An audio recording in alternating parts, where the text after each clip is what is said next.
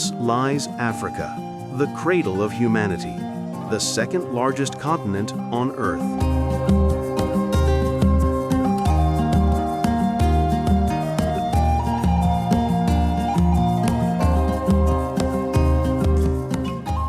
"30 million square kilometers of unparalleled diversity, home to 1.4 billion people speaking over 2,000 languages.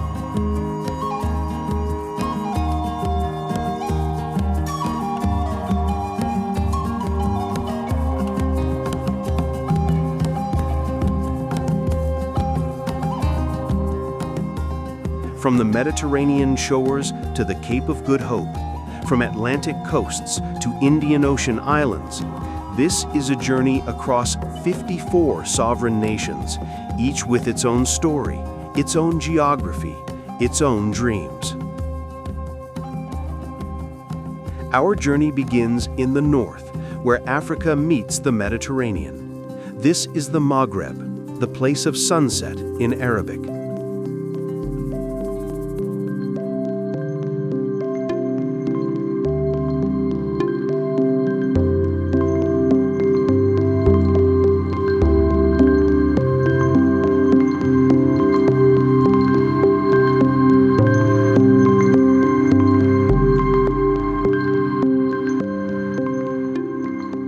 Morocco, where the Atlantic meets the Sahara.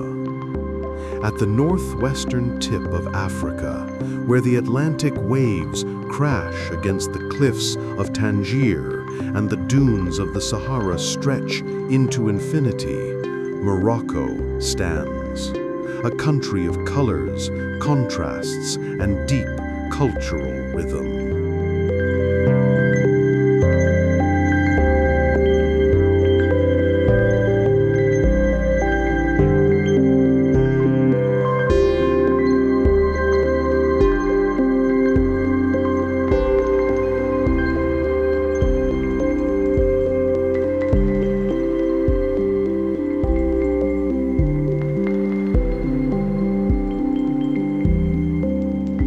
The Atlas Mountains rise like a backbone through the land, dividing the lush coastal plains from the arid interior. Their peaks, often snow-capped, feed rivers that spill into valleys lined with olive and argan trees.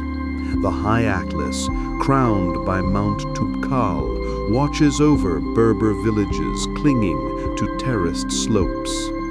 In spring, wildflowers bloom beneath snow-melt streams. In winter, the peaks gleam white against a cobalt sky. To the north, the Rif Mountains roll down to the Mediterranean. Cities like Chefchaouen, painted in shades of blue, seem to float between sky and stone, a dreamscape of color and calm.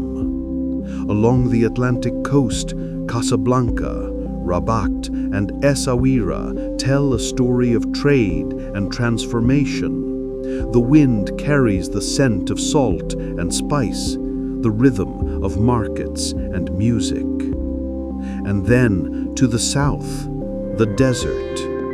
The Sahara of Morocco begins near Merzouga, where the dunes of the Erg Chebi rise like burning gold.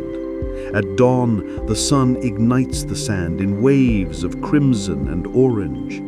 At night, the silence is absolute, broken only by the whisper of the wind and the soft tread of camels.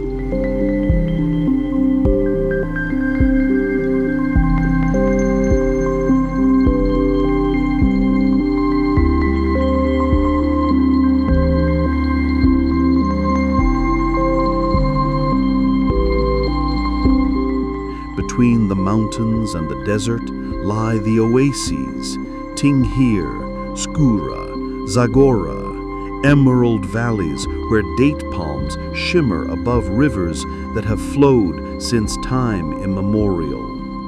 The Draw Valley, a ribbon of green winding through the earth, has guided caravans for centuries, traders carrying salt and stories between the Sahara and the sea. Morocco is a nation of crossroads. Arab, Berber, African, and European influences meet here, shaping a culture of remarkable depth. In the Medinas of Fez and Marrakesh, narrow alleys burst with color. Rugs, spices, brass, and music mingle in a sensory symphony. The call to prayer rises above the din, echoing across rooftops and minarets.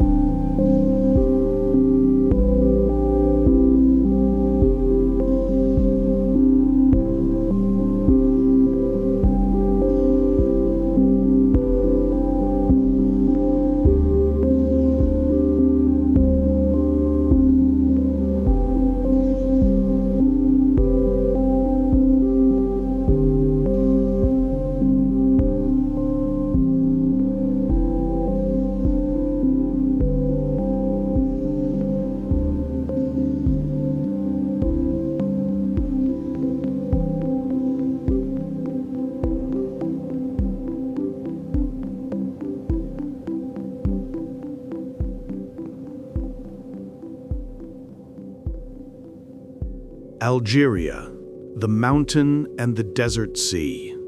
Vast, silent, and elementary, Algeria is a land of grandeur. The largest country in Africa, it stretches from the glittering shores of the Mediterranean to the endless sands of the Sahara, a canvas painted in stone, wind, and light.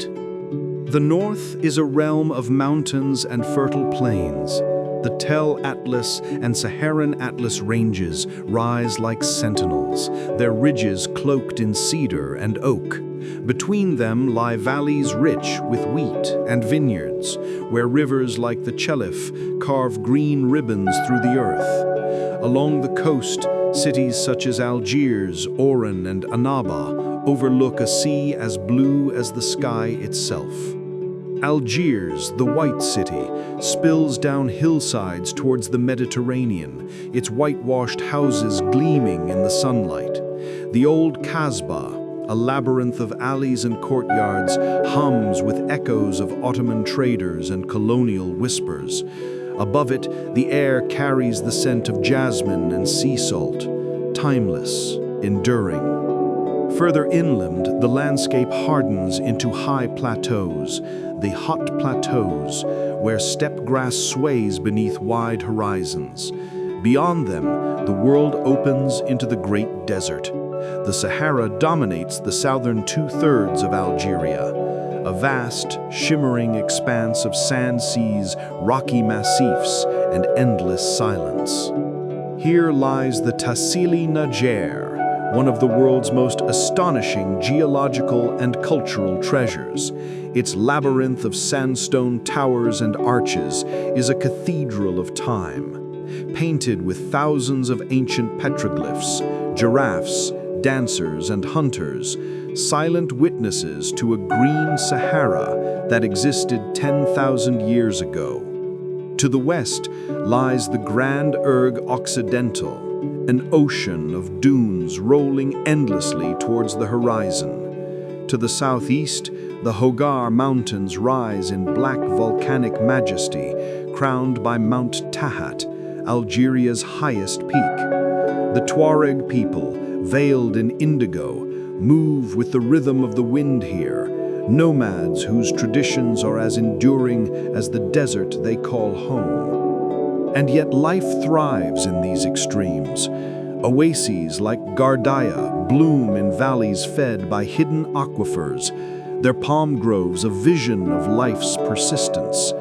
The Mazab Valley, a UNESCO World Heritage Site, stands as a masterpiece of desert architecture, cities designed in harmony with the elements, blending beauty and function with quiet grace. Modern Algeria pulses with contrast. oil fields and ancient medinas, bustling coastal towns and silent deserts. It is a land forged by resilience, where every mountain, dune, and city tells a story of survival and renewal. As the sun sets over the Hagar, the sands turn to liquid gold, and the stars ignite above like distant fires. In Algeria, the desert is not emptiness, it is eternity. It holds the memory of rain, the spirit of endurance, and the soul of Africa itself.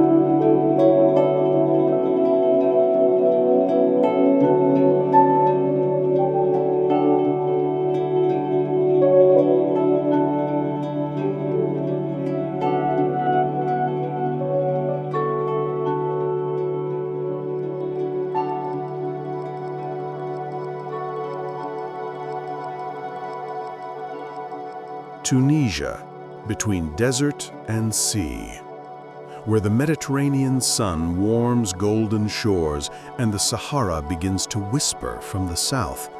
Tunisia stands as a bridge between continents, a slender land where Africa touches Europe and history lingers in every grain of sand. To the north, the coastline curves gracefully along the blue expanse of the Mediterranean Sea, its waters shimmering beneath skies of endless light. Here, olive groves stretch over gentle hills, their silver leaves shimmering in the breeze. The Cape Bon Peninsula, lush and fertile, bursts with citrus and jasmine, scents carried on the wind to ancient cities like Carthage and Tunis, where the past and present intertwine. Carthage, once the heart of a mighty empire, still gazes toward the sea that bore its power. The ruins of temples and harbors tell of Phoenician sailors, Roman conquerors, and centuries of trade that made Tunisia a crossroads of civilization. Beneath the surface of modern Tunis, marble and mosaic speak to a grandeur long past, yet never forgotten. Venture inland, and the land begins to change. Olive groves give way to wheat fields, then to scrub, and finally to the vast and mesmerizing Sahara. The Chott El Djerid, a great salt flat, stretches across the desert like a mirror of the sky, a blinding expanse where mirages dance and the horizon melts into illusion. To its south lies Duz, the gateway to the Sahara, where dunes rise in waves of gold and the wind carries whispers of ancient caravans. The Atlas Mountains descend here into rolling foothills, their slopes dotted with Berber villages whose whitewashed walls gleam under the sun. The people of these mountains still live close to the rhythms of the earth, tending goats, weaving rugs, and shaping pottery whose patterns echo the sands. In Tunisia's south lies the Kusur region, where fortified villages cling to rocky outcrops.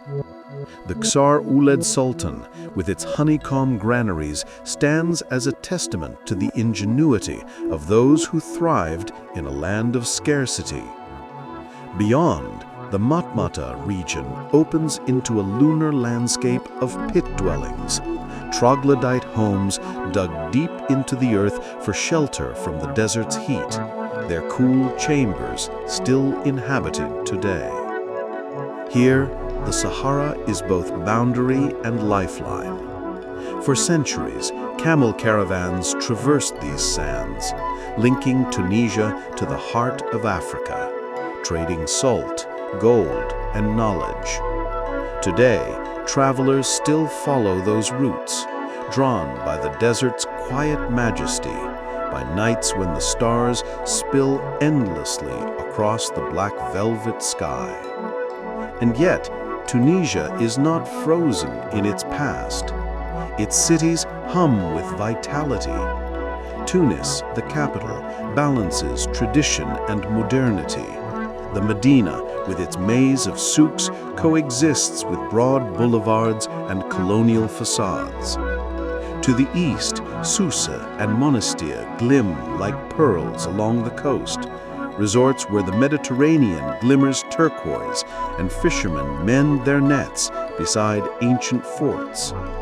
Tunisia is a land that has endured conquest, transformation, and renewal.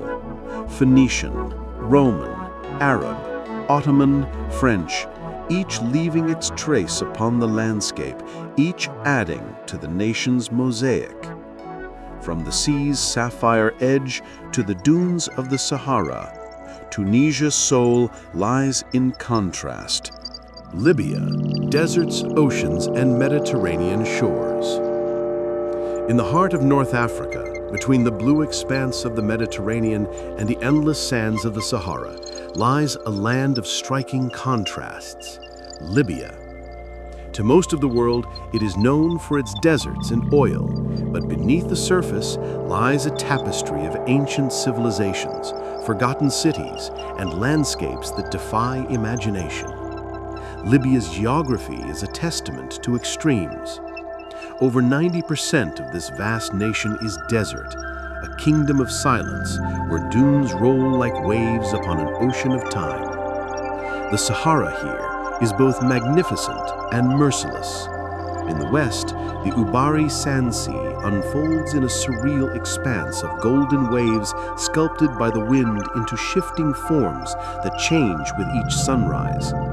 Hidden among them is the Ubari Lakes, pools of sapphire and emerald framed by palms, mirages made real by the persistence of life. Further south lies the Akakus Mountains, a rugged wilderness of sandstone cliffs and canyons painted with ancient rock art. The walls of Tadrat Akakus tell stories older than history itself. Hunters chasing gazelles, families gathered under rain clouds, giraffes and elephants roaming through what was once a green Sahara. Here, every brushstroke on the stone is a whisper from a time when Libya's deserts were savannas. And then there is the Merzouk Basin, a desert so vast it feels like another planet. Beneath its dunes lies an ocean of fossil water, a relic of an age when rivers crossed these plains.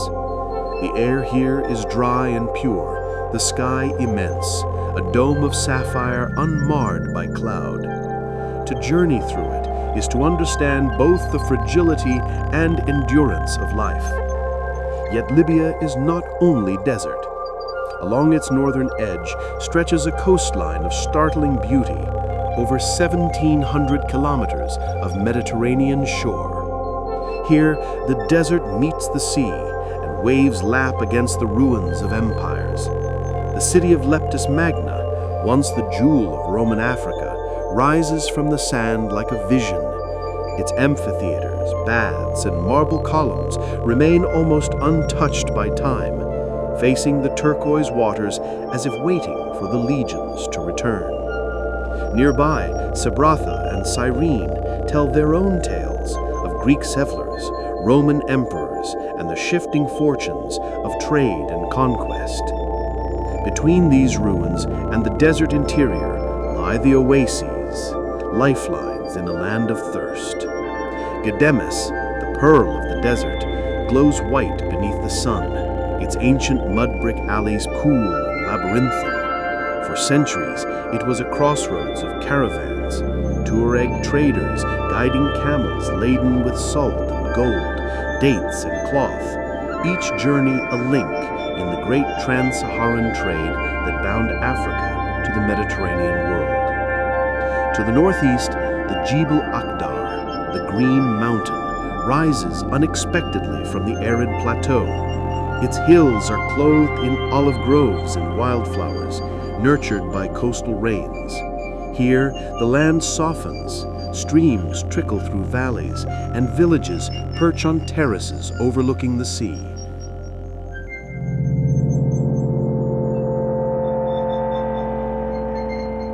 In the northeast corner of Africa, where the Mediterranean Sea kisses the desert's edge, lies a land of eternal mystery, Egypt. Here, time flows like the Nile, moving steadily through millennia, carrying with it the stories of gods, pharaohs, and empires. The geography of Egypt is a symphony of extremes. To the west, the Sahara stretches vast and silent, a golden sea of dunes that shimmers beneath an unforgiving sun. The great sand sea rolls endlessly, sculpted by the winds into waves that move slower than time itself. Within this desert heart, oases like Siwa bloom, emerald sanctuaries of life and legend, where palms whisper in the stillness and salt lakes reflect skies of cobalt blue.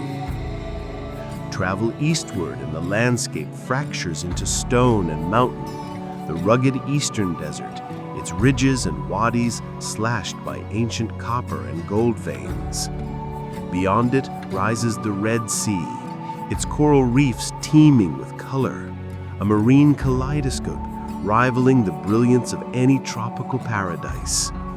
Fishermen still cast their nets in its turquoise shallows, while Bedouin tribes trace paths across the dunes, guided by stars that have shone since the age of the pyramids. But the heart of Egypt beats along a ribbon of green, the Nile River.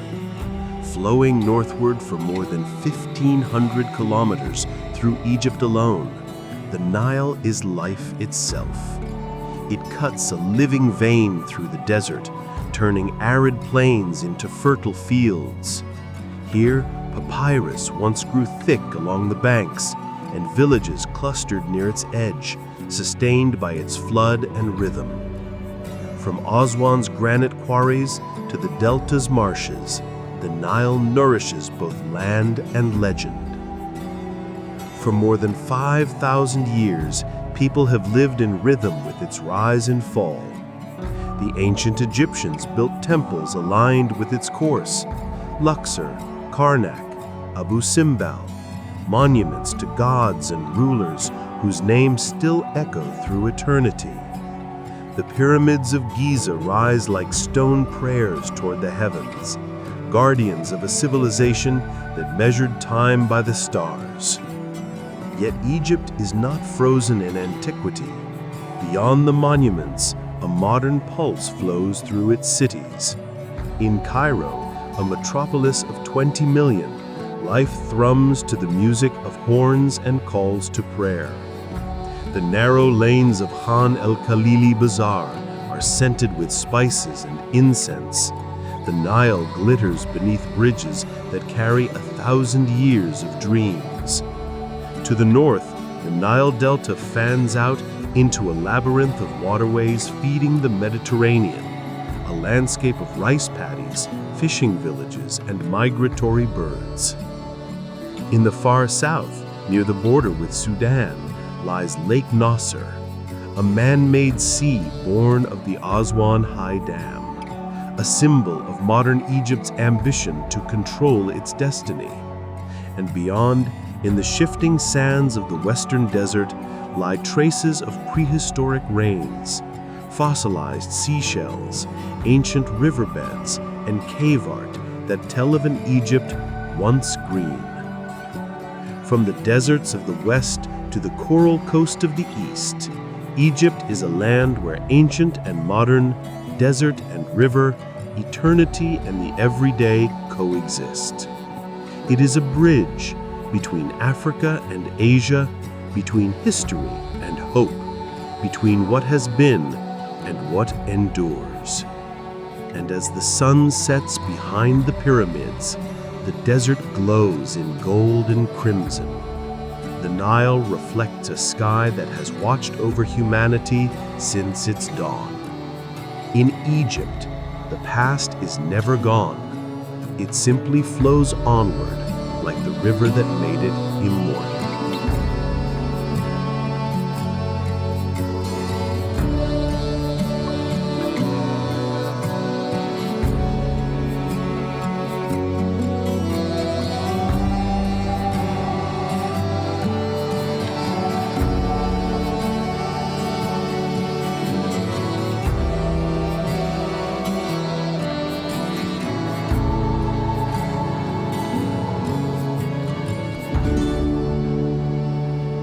Sudan, where the Nile divides the deserts. In the vast heart between the Sahara and the savannas of East Africa, Sudan stretches along the life-giving Nile, a nation of deserts, rivers, and relics of forgotten kingdoms. Two Niles, the White Nile and the Blue Nile, meet at Khartoum, merging into a single river that continues its eternal journey north to Egypt. Their confluence is more than geography. It is the joining of worlds, the fertile highlands of Ethiopia and the equatorial forests meeting the arid heart of Africa. To the north, the Nubian desert unfolds, stark, magnificent, and silent. Amid its golden sands rise the pyramids of Meroe, smaller but more numerous than those of Giza, their sharp silhouettes glowing in the sunset. These are the remnants of the kingdom of Kush, an African dynasty that once ruled Egypt itself. Further west, the Bayuda Desert stretches between the Nile's great bends, a land of volcanic hills and wadis that flash with life after rare rains. To the east lies the Red Sea Hills, their rugged slopes dropping toward coral-fringed coasts where the desert meets a sea alive with color. Yet, Sudan is not all sand and silence. To the south, the land transforms. Arid plains give way to savannas and wetlands, where acacia trees cast long shadows over grazing cattle. The rhythm of life slows here, in harmony with the river's flow. The people of Sudan, Arab, Nubian, Beja, Dinka, Nuba, each carry traditions shaped by both the desert and the Nile. In the ancient city of Dongola, crumbling temples stand beside mosques. In Omdurman, the markets still thrum with the sound of drums and voices, echoing through the heat. Along the riverbanks, farmers still plant as their ancestors did, waiting for the flood, praying to the rhythm of the water.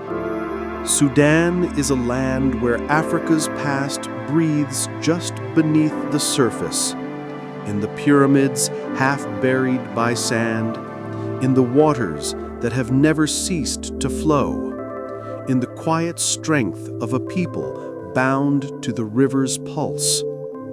It is a land of light and endurance, where history rests in the desert wind, and life, as always, follows the Nile.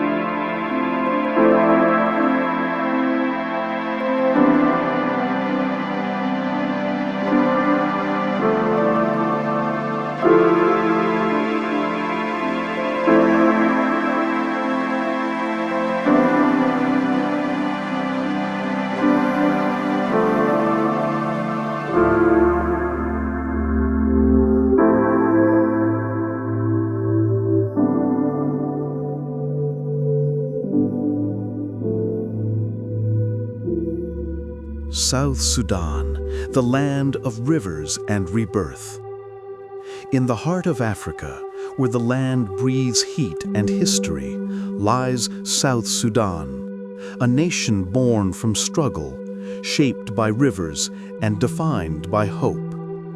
It is a young country, yet its story is ancient as the soil it rests upon. The White Nile, one of the world's great rivers, flows through its center like a living spine. From its source in Uganda, it meanders north through vast swamps and plains, feeding life into every horizon.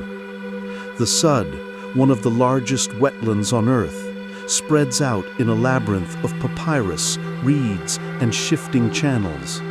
A place so vast that it swallows sound, where sky and water merge into one.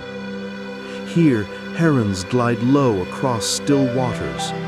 Hippos rise and vanish like ghosts, and fishermen drift silently in narrow dugout canoes, guided by the stars.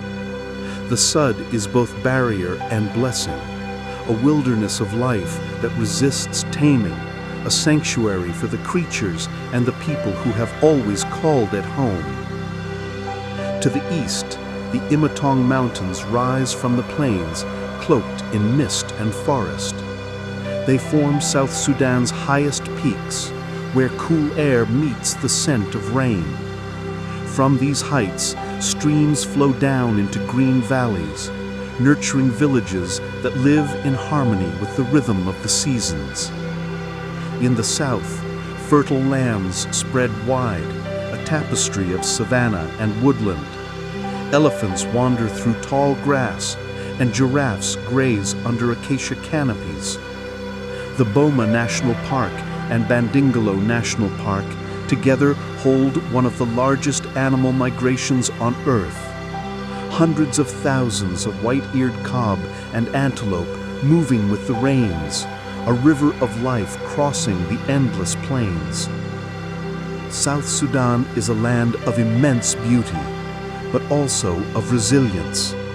For decades, conflict and hardship have scarred its history. Yet amid the ruins, hope has taken root. The people, Dinka, Nur, Shilluk, Bari, Zande, and many others, carry traditions as old as the Nile itself. Dances beneath the moon, cattle songs echoing across grasslands, the sharing of milk and stories around firelight. In Juba, the capital, the Nile flows wide and slow past bustling markets and new bridges, symbols of a nation finding its footing. Here, modernity rises beside the ancient rhythm of the river, and children play along the banks where fishermen cast their lines. Everywhere you sense rebirth. Fields once dry now bloom again after the rains. Schools reopen, drums beat in celebration, laughter returns to the villages. The land itself seems to sigh in relief, as though it knows that renewal is part of its nature. In South Sudan, water is both spirit and story. It nourishes the people, shapes their journey, and carries their hopes northward to join the greater Nile, the river that binds a continent. Here, where the White Nile runs slow and eternal, South Sudan stands between past and future, a young nation rising from the floodplains, rich with promise, fierce with faith. It is a land of rivers and rebirth, of endurance written in water, sky, and song.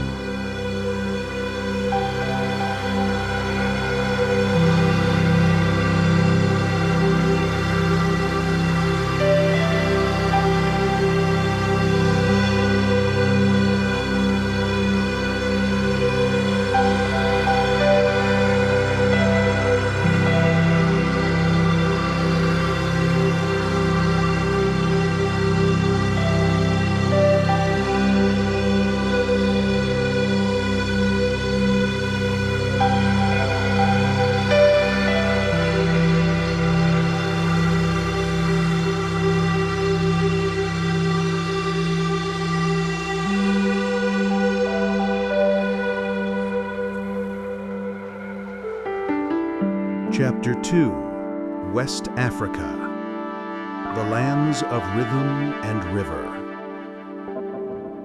West Africa, a region where the earth seems to sing.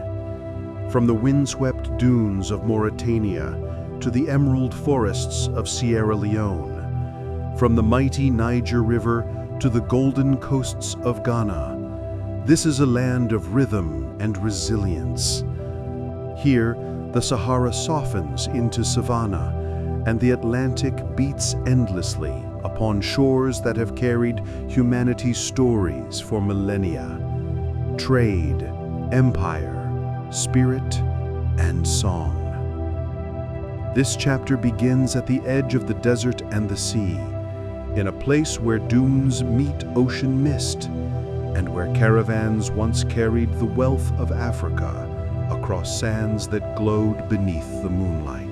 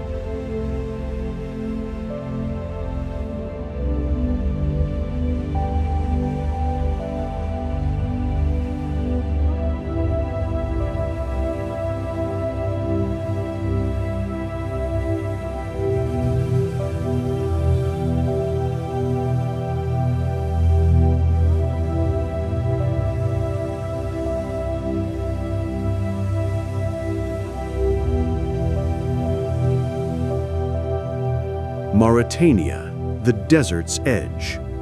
In Mauritania, the desert is everything. It rolls endlessly south from the heart of the Sahara, swallowing the horizon in waves of gold and ochre. Here, sand meets sea, and the line between land and sky blurs into mirage.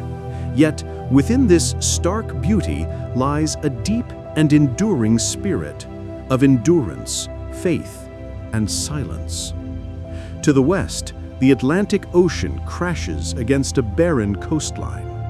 The city of Nouakchott, built where the dunes meet the surf, hums with life, its streets lined with markets, fishermen hauling in their catch from colorful pirogues that battle the surf each morning. Beyond the city, the Bangdiarga National Park stretches along the coast, a vast expanse of tidal flats, islands, and dunes where millions of migratory birds rest each year. Flamingos wade through shimmering lagoons, and the air hums with the sound of wings. Further inland, the desert deepens. The Adrar Plateau rises in sculpted cliffs and canyons, its sandstone walls carved by time and wind.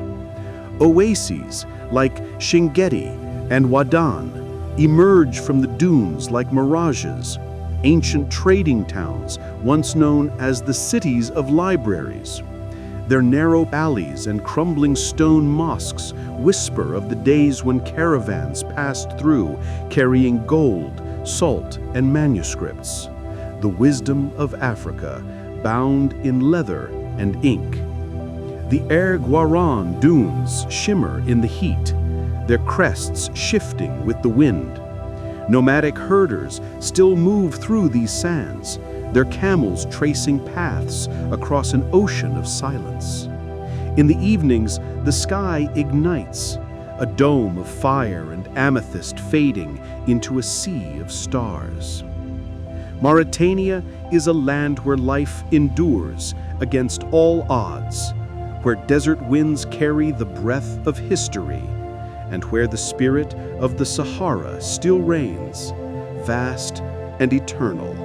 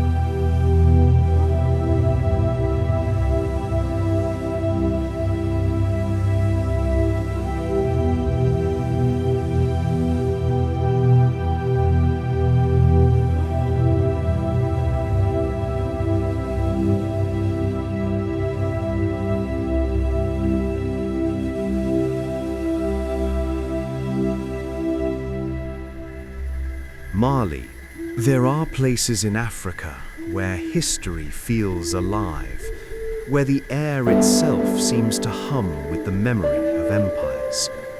Mali is such a place. From the sands of Timbuktu to the cliffs of Bandiagara, it is a land that once ruled the imagination of the world.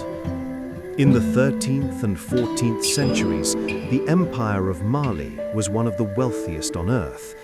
Its kings, most famously Mansa Musa, commanded lands that stretched across the Sahel, trading gold and salt with caravans that crossed the Sahara to the Mediterranean.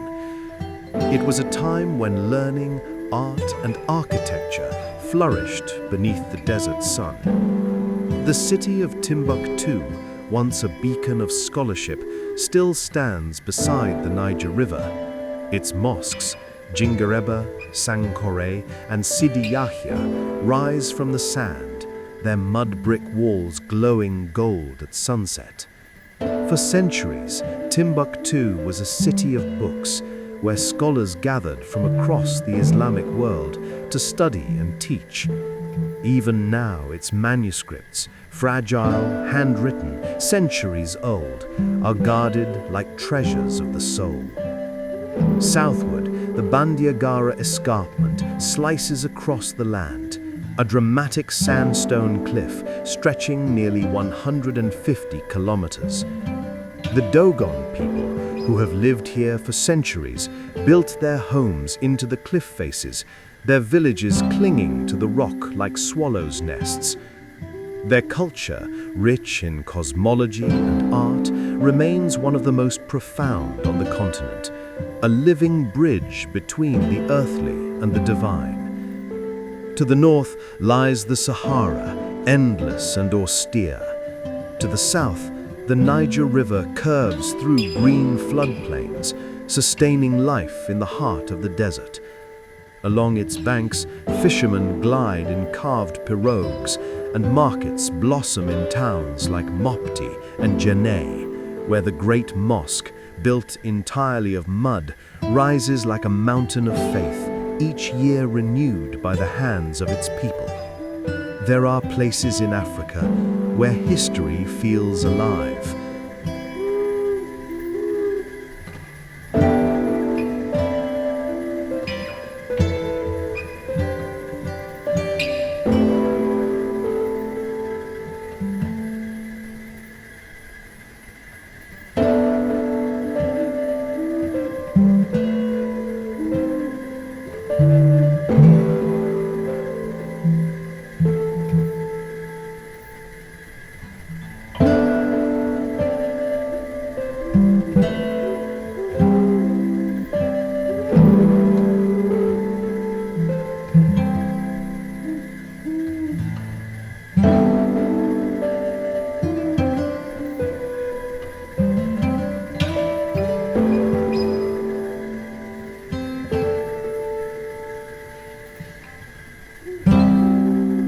Mali is a tapestry of time, of empires and artisans, of river and sand. It is Africa's memory written in earth and water, a land where the past is not gone, but still breathing, still singing. As the sun sets over the Niger River and the sand cools beneath the stars, our journey through West Africa draws to a close. From the forests of Ghana to the deserts of Mali, from the kingdoms of the coast to the empires of the Sahel, this has been a voyage through the heart of history, a story of endurance, beauty, and belonging.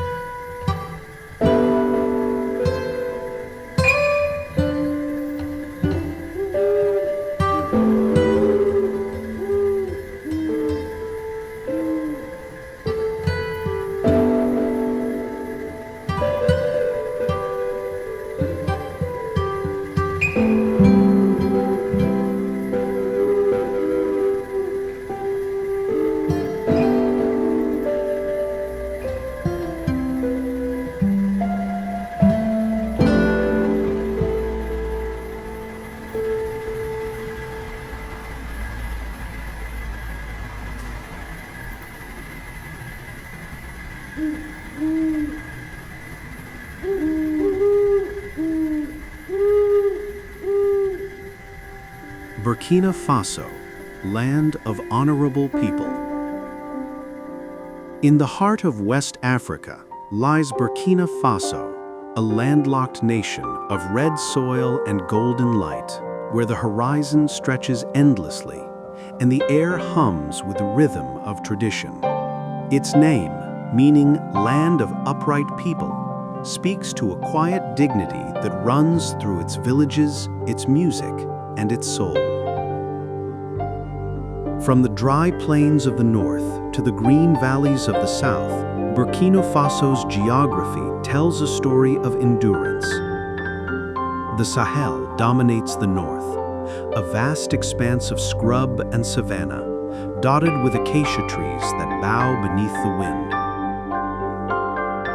Herders move with their cattle beneath a sun that blazes like fire, their shadows long against the sand. Further south, the land becomes gentler. Fields of millet and sorghum ripple in the breeze, and the scent of shea trees fills the air. The Muhone River, one of the few perennial rivers here, winds lazily through the countryside, its waters a lifeline for both people and wildlife. To the west rise the Sindhu Peaks, strange stone spires carved by wind and rain over millennia. They stand like ancient sentinels above the savanna, their forms casting long shadows at sunset. Nearby, the Karfagella waterfalls tumble through green cliffs, an oasis of sound and mist in a land of silence. In the capital, Ouagadougou, life beats with creativity. Drums echo through the night. Dancers move with the grace of flame. Every 2 years, the city hosts FESPACO, Africa's greatest film festival, a celebration of storytelling and vision. Burkina Faso's people live close to the land, their traditions woven from the soil itself. The Mosi, the largest ethnic group, trace their heritage to the ancient warrior kingdoms that once ruled these plains. Their chiefs still hold court beneath sacred trees, where history and the present meet in quiet ceremony. Here, in this land of upright hearts, life flows in simple beauty, resilient as the grass that grows after rain, enduring as the drum that calls across the savanna.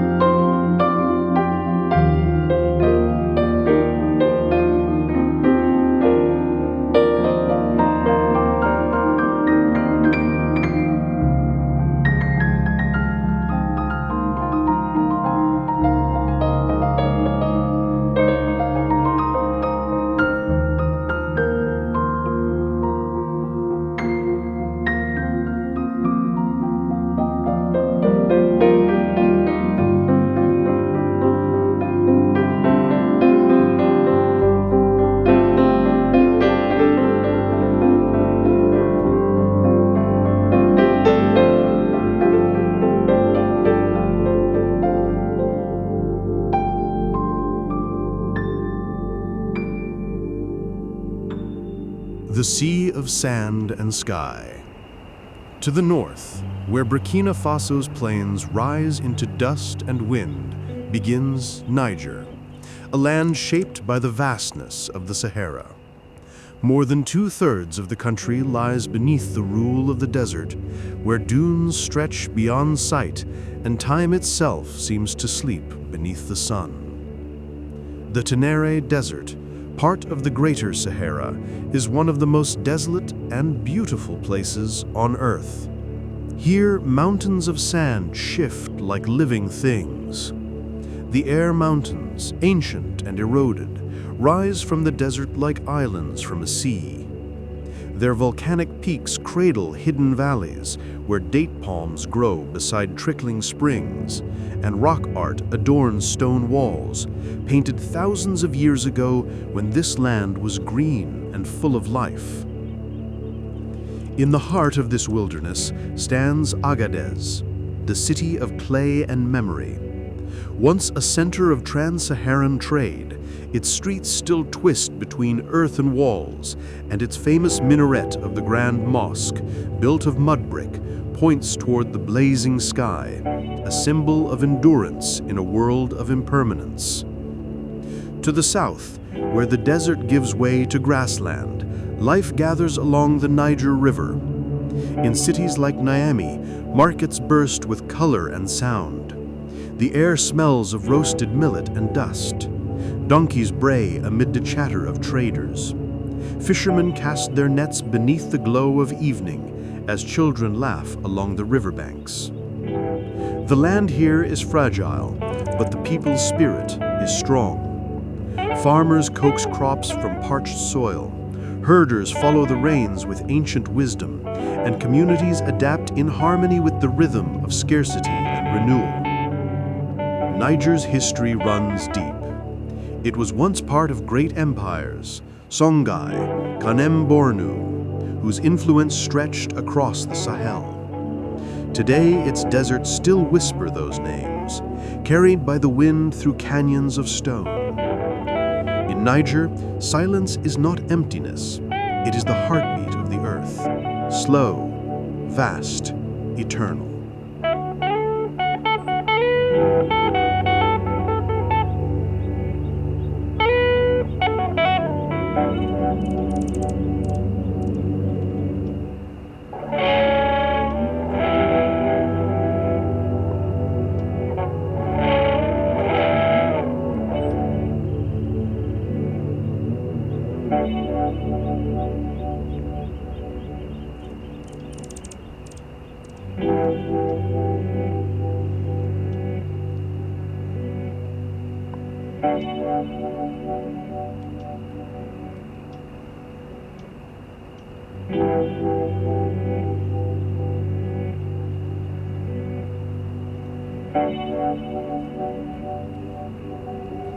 The desert and the lake.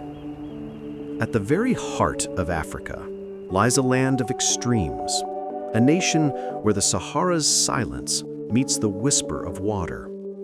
This is Chad, vast, rugged, and magnificent, a place where survival is an art, and the land itself is both challenge and muse. To the north stretches the Sahara Desert, endless and austere, a sea of sand that glows gold dawn and bleeds crimson at sunset. Here, the Tibesti Mountains rise from the desert floor like an ancient fortress.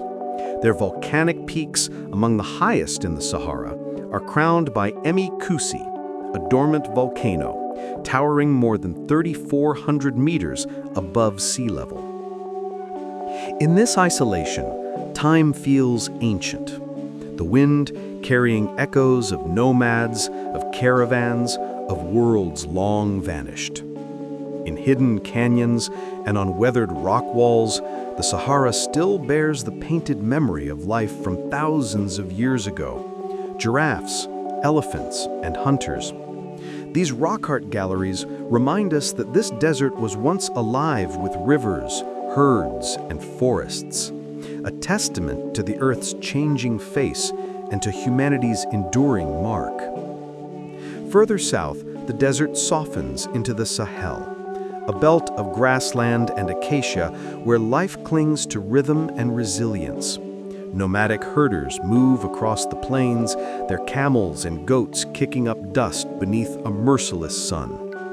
Here, the Tubu and Zagawa people live as their ancestors did, navigating invisible routes across the dunes, their lives measured by water, stars, and wind.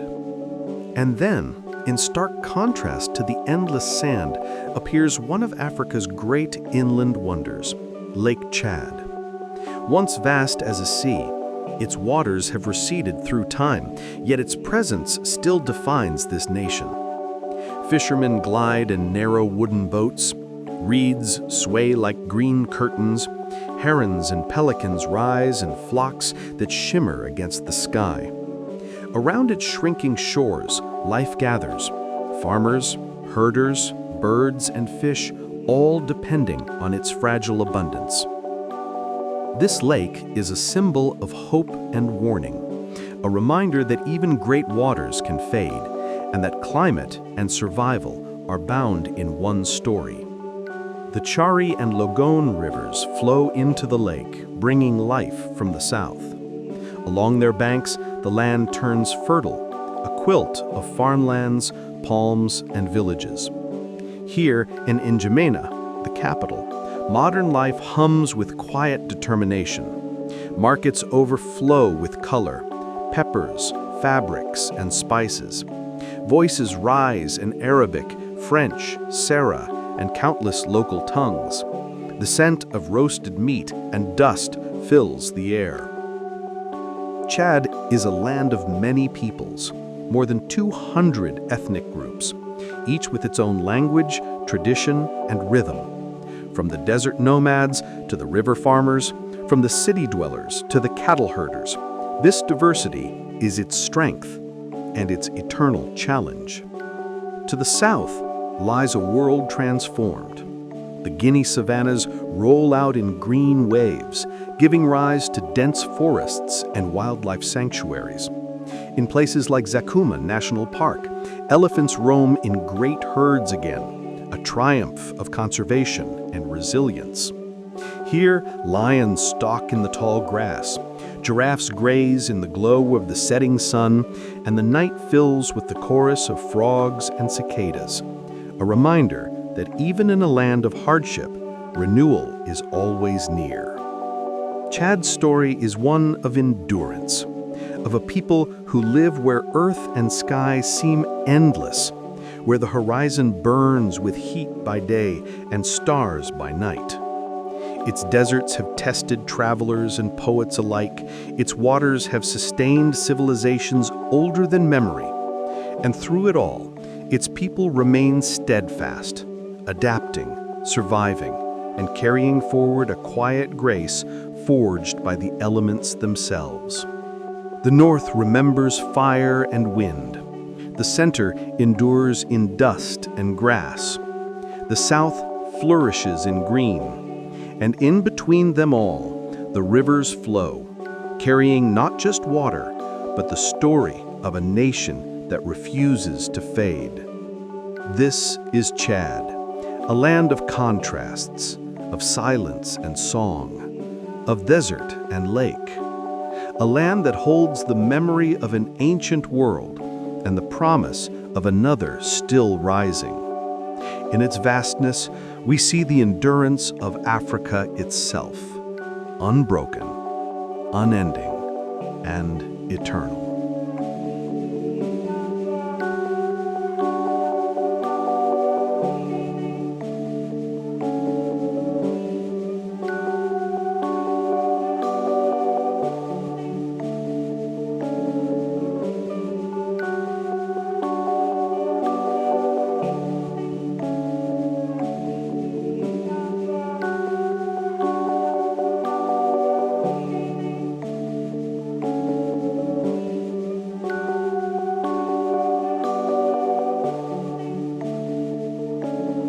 Senegal, where the river meets the sea. South of Mauritania, the desert gives way to grassland and forest, and the rhythm of life begins to quicken. Senegal is a country defined by movement, the flow of rivers, the beat of drums, the pulse of cities alive with color and sound. Along its western edge, the Atlantic Ocean stretches wide and wild. Here lies Dakar, the westernmost city of the African mainland, vibrant, energetic, and unyielding. Its streets hum with music and motion. Mbalac rhythms pulse through the night. Fishermen pull their nets onto beaches of volcanic rock, and artists paint the walls with the colors of the sun. Offshore, the island of Gorée floats quietly, its pastel houses and narrow lanes belying a painful past. The house of slaves, its door of no return open to the sea, stands as a solemn reminder of the millions taken from these shores. Yet in that memory there is resilience, a testament to a people who turned sorrow into song, who shaped identity from loss. Further inland, the Senegal River winds like a silver ribbon along the northern border, feeding fields of rice and millet. In the south, the Casamance region flourishes with lush forests and winding waterways, its villages shaded by palms and mango trees. Here, life moves to the rhythm of the drum and the dance. Senegal is where Africa greets the ocean, with strength, with music, and with the unbroken spirit of its people.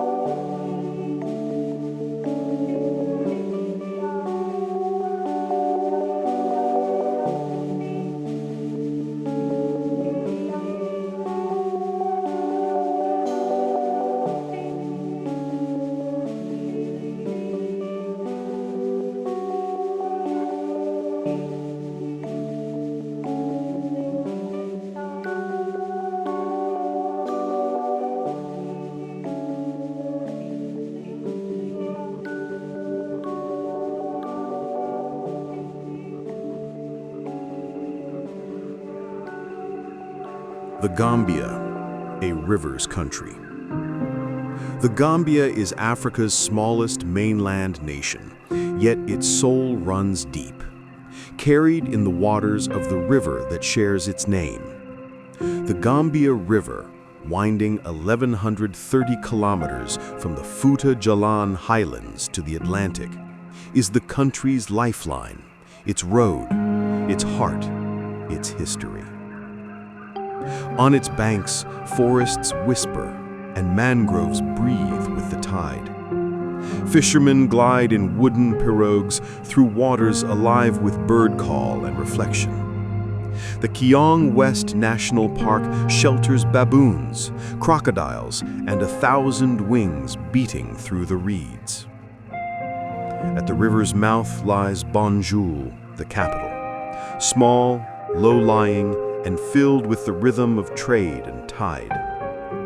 The city's market bursts with color, fabrics, spices, and the scent of smoked fish. Beyond the city, rural villages still move to ancient rhythms, drumming at dusk, children playing by the riverbank as the sun melts into crimson. The Gambia's history is entwined with the river's flow. Once a route of exploration and tragedy, it is now a channel of life, carrying hope, commerce, and connection. In the Gambia, the river is everything. It is memory, sustenance, and song, a mirror of Africa's endurance, winding softly to the sea.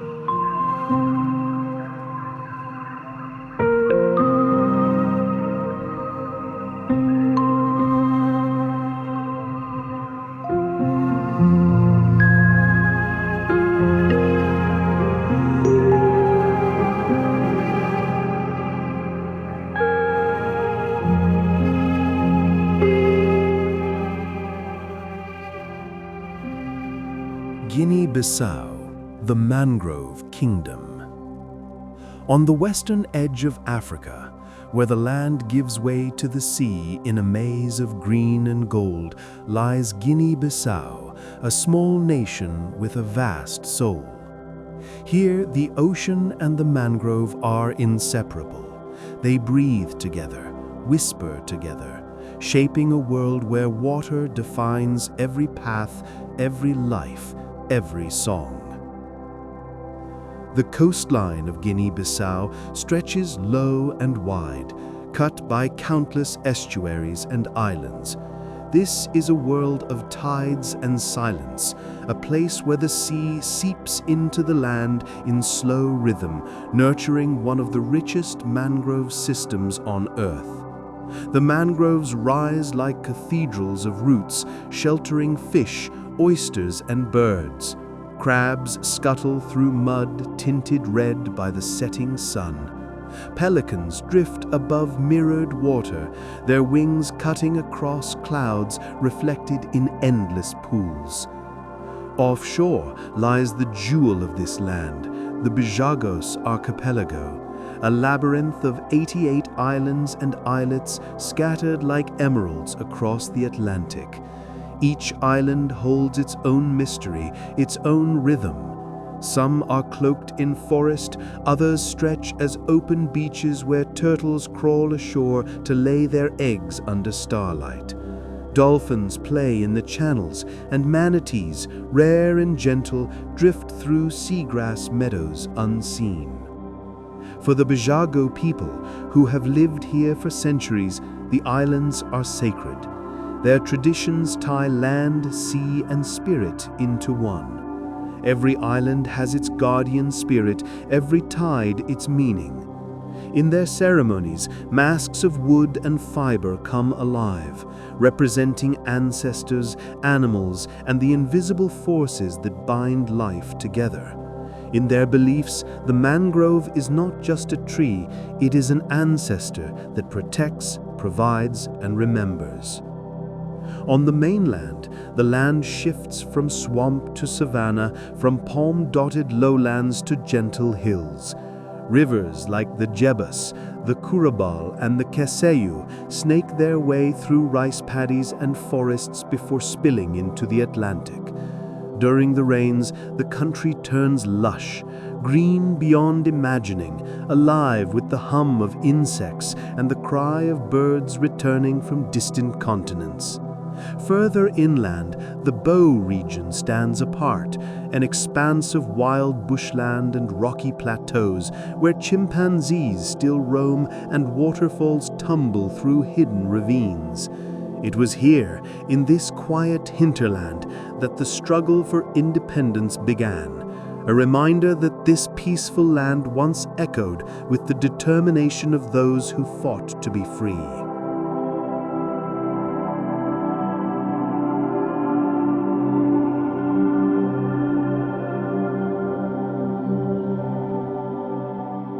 Guinea, the waters of the West.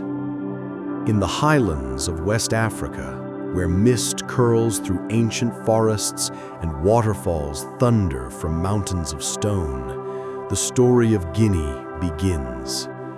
It is here, in the Fouta Djallon, that some of Africa's greatest rivers are born. The Niger, the Senegal, and the Gambia all take their first breath in these mountains before wandering across the continent to nourish distant lands. The Fouta Djallon is a realm of cool air and red earth. Its slopes are blanketed in forest, where chimpanzees move through the canopy and the songs of birds fill the morning light. Villages cling to the hillsides, their round mud brick houses ringed by terraces of millet and rice. Waterfalls, Ditin, King Kong, Kambadaga, cascade through deep gorges, feeding valleys alive with life. Descending from the mountains, Guinea unfolds into three distinct worlds. The Middle Guinea highlands give way to the humid forest region in the south, where the Mount Nimba Strict Nature Reserve, a UNESCO World Heritage Site, rises in mist and mystery. Its slopes host rare species found nowhere else on Earth: pygmy hippos, unique frogs, and plants that cling to life in the damp cloud forest. To the west, the Atlantic coast opens wide and green, a labyrinth of mangroves and estuaries. The capital, Conakry, stretches across a peninsula, its streets filled with the sound of trade and tide. Here, the scent of salt mixes with music, and the ocean carries both livelihood and longing. Sierra Leone, the land of mountains and light. Where the green hills tumble into the Atlantic and rainforests meet the ocean, Sierra Leone, the Lion Mountains, rises from mist and memory. Its name was given by Portuguese sailors centuries ago, who saw the peaks above Freetown and thought they roared like lions in the storm.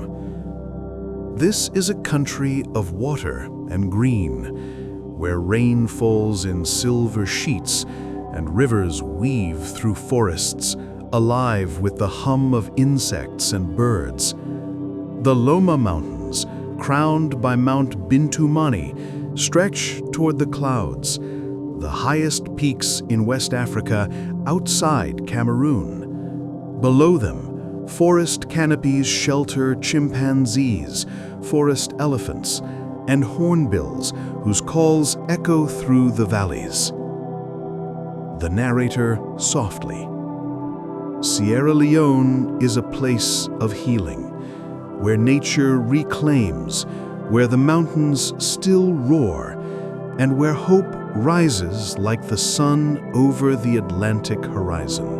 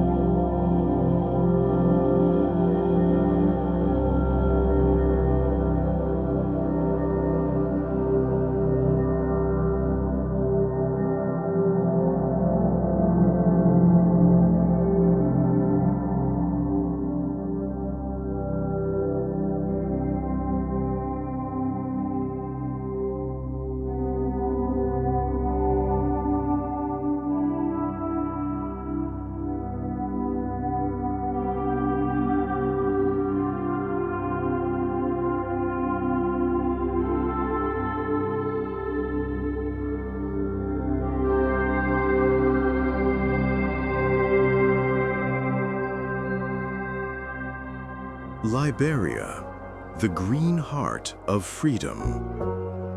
Along the coast, where dense rainforests meet the Atlantic surf, Liberia stands as one of Africa's most storied lands. Founded by freed African Americans and Afro-Caribbeans in the 19th century, its name meaning simply the land of liberty. The geography of Liberia is a symphony of water and forest.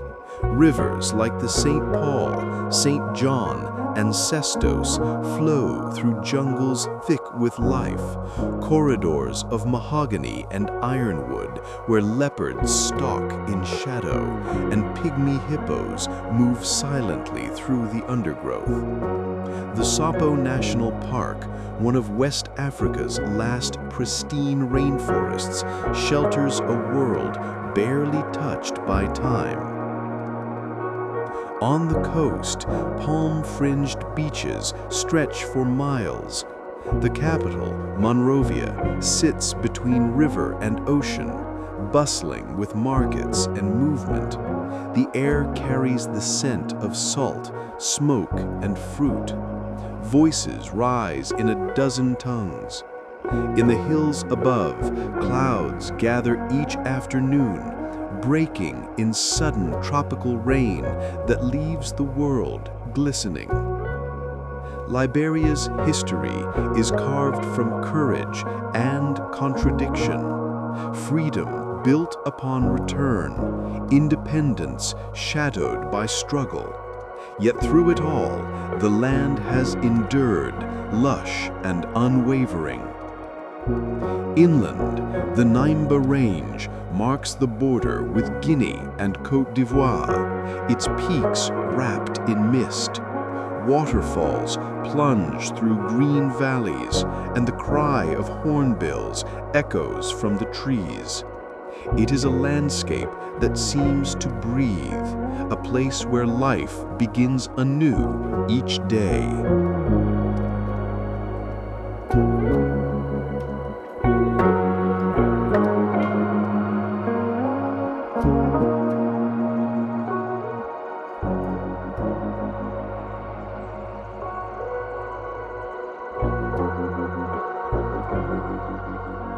Côte d'Ivoire, the Golden Coast and the Forest Heart.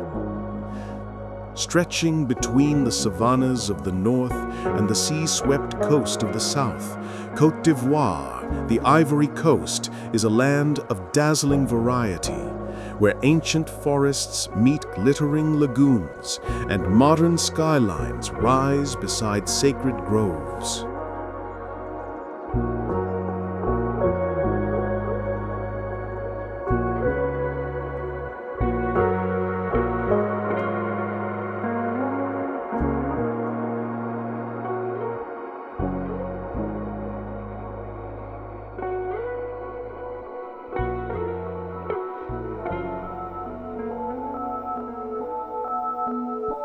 Ghana, the Golden Land. On the shores of the Gulf of Guinea, where golden beaches meet forests of emerald green, lies Ghana, a land of sunlight, rhythm, and memory. It is the heart of West Africa's story, where kingdoms once glimmered with gold, and where the threads of ancient trade still shimmer in the fabric of its people. The name Ghana means warrior king, drawn from the empire that once ruled the savannas of West Africa 1,000 years ago. Yet the landscape of the nation tells a newer story, one of tropical coastlines, forested hills, and the endless, life-giving waters of the Volta River.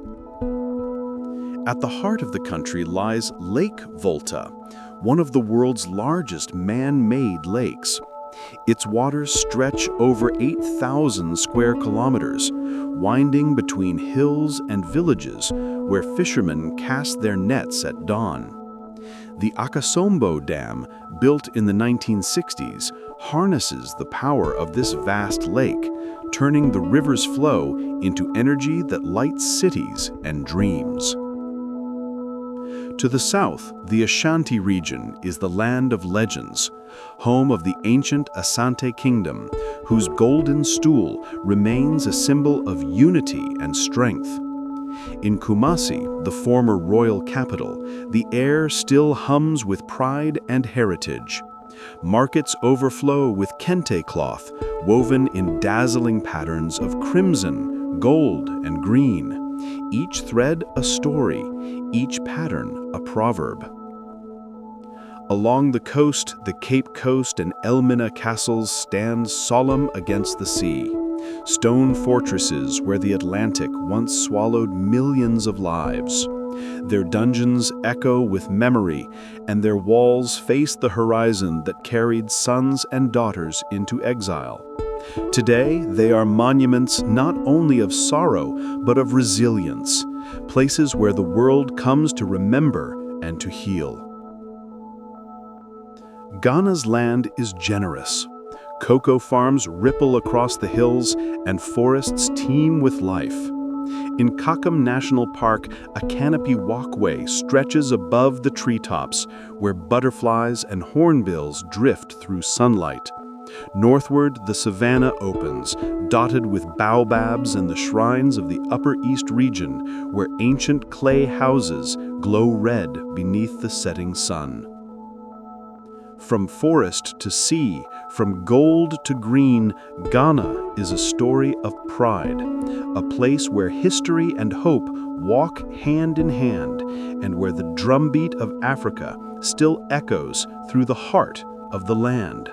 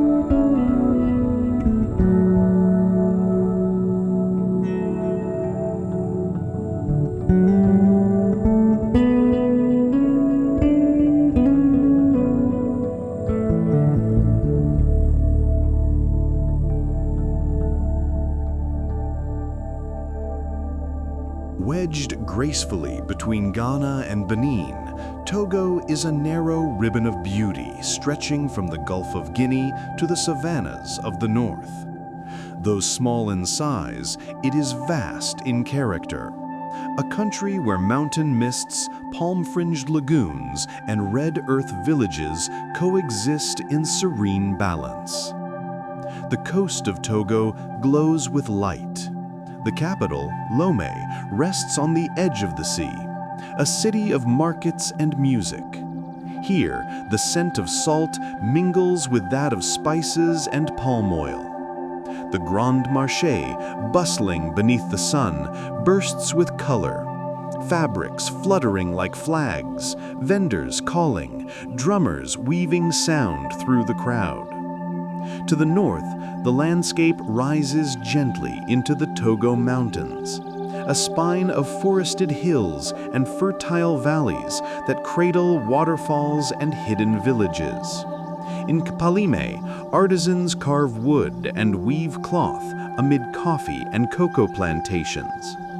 Butterflies dance in the humid air. The mountains seem to breathe. Beyond the hills lies the plateau region, where rivers cut through lush greenery and sacred forests echo with the songs of ancestors. Further north, the vegetation thins into savanna, open skies, rust-red soil, and the rhythm of farming life. Togo's spiritual soul is strong. From traditional shrines to Catholic cathedrals, from Vodun rituals to village dances, the land pulses with belief and belonging. The Lake Togo Lagoon, shimmering beneath the sun, is both a natural and cultural heart. Its islands home to fishermen, spirits, and legends whispered by elders at dusk. Togo is a land of grace in miniature, a slender nation of mountains and music, of faith and forest. It is a place that reminds the traveler that sometimes the smallest landscapes hold the deepest stories.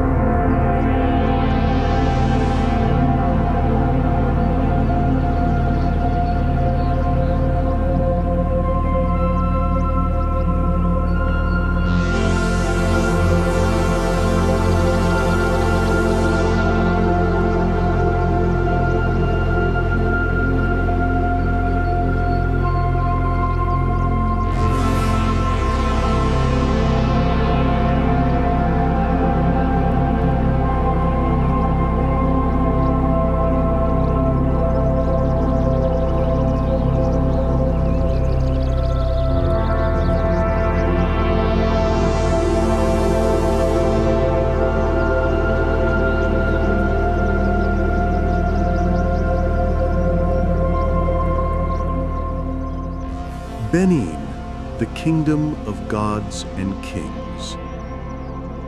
East of Togo, along the curve of the Gulf of Guinea, lies Benin, a country where ancient kingdoms once rose in splendor and where the spiritual pulse of Africa beats strong. Here, the past and present merge in a landscape of royal palaces, sacred forests, and whispering waves.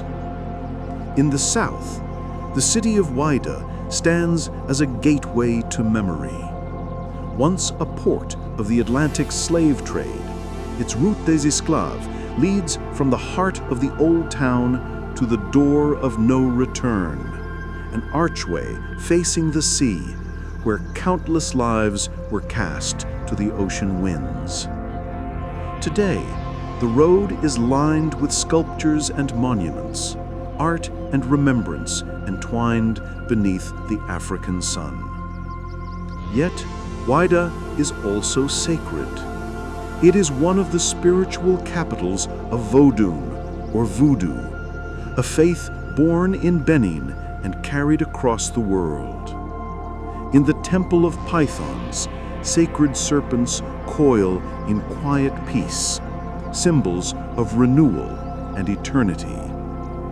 Each year, the Vodun festival fills the air with drums, masks, and dance, a celebration of life, ancestry, and the unseen world. Further north lies Abomey, the royal city of the Dahomey Kingdom, once one of Africa's most powerful empires.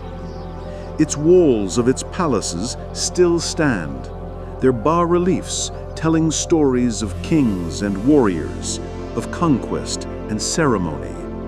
Here, history feels alive. The earth itself seems to remember. To the north, the land opens into savanna. The Pendjari National Park, part of the Great W. Arley Pendjari Transfrontier Reserve, teems with life. Elephants, lions, hippos, and flocks of migratory birds. It is one of West Africa's last great wildernesses, where nature roams free and unbroken. Benin is a land where spirit and soil intertwine, where every tree and river carries a whisper of the divine, and where the legacy of kings and ancestors still guides the living.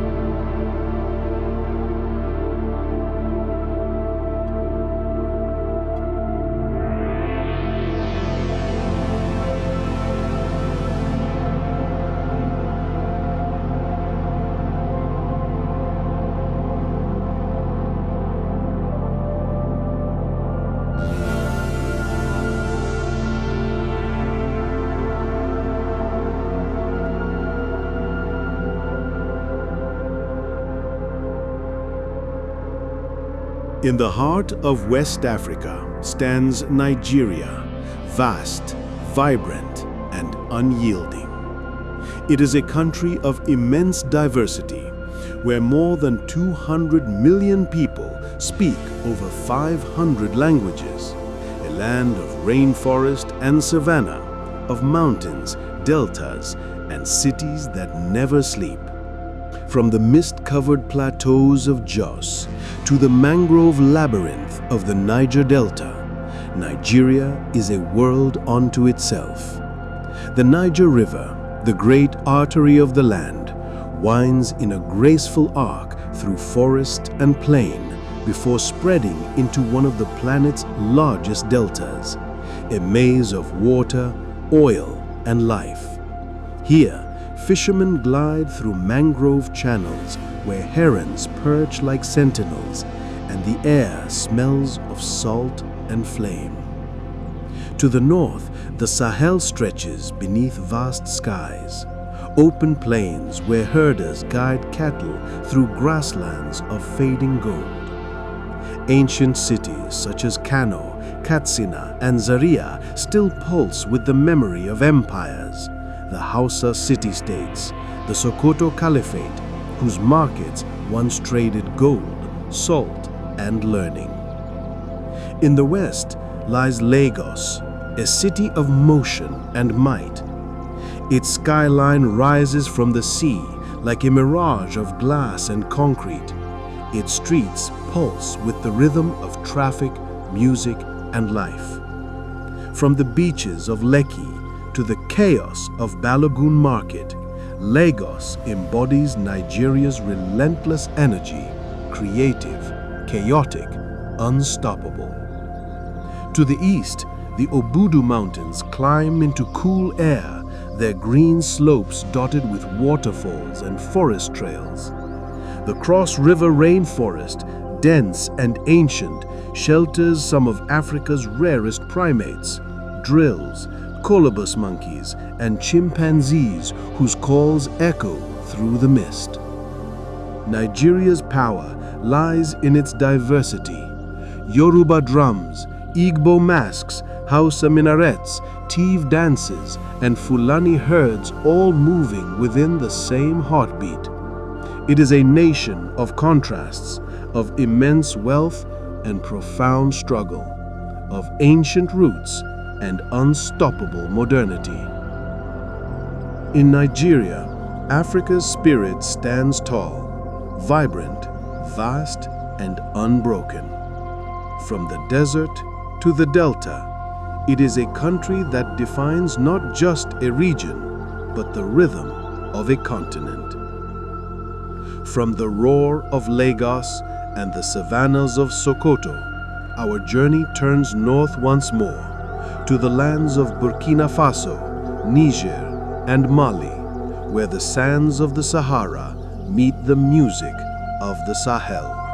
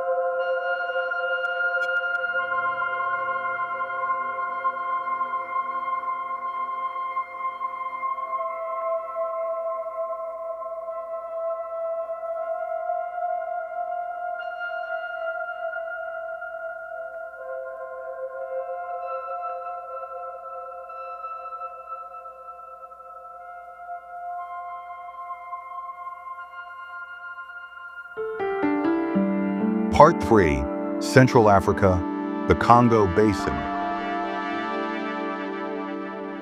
Central Africa, the green heart of the continent. The Congo Basin holds the world's second largest rainforest, a carbon sink that breathes for the planet.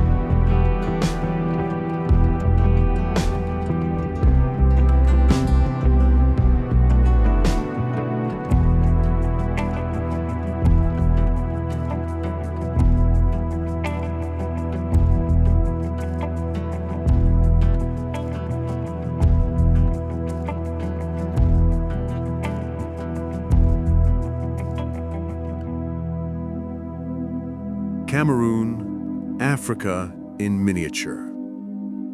If Africa were a single symphony, then Cameroon would be its overture, a land that contains nearly every note of the continent's geography and culture. From the golden Sahel plains of the north to the deep rainforests of the south, from mountain peaks to mangrove swamps, this is Africa in miniature, a country that mirrors the entire continent in one breathtaking sweep. In the far north, the Sahel stretches wide, a world of thorn trees, wind, and camel caravans. Here, near Lake Chad, the land shimmers beneath the sun, and villages of mud brick rise beside dry riverbeds that bloom only with the rain.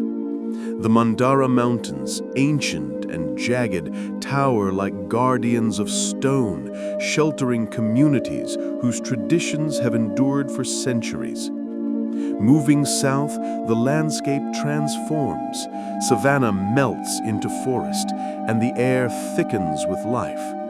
The Adamawa Plateau rolls like a vast green ocean, home to herders and cattle, its hills wrapped in morning mist. Rivers cut through the land like threads of silver, feeding the life that thrives below.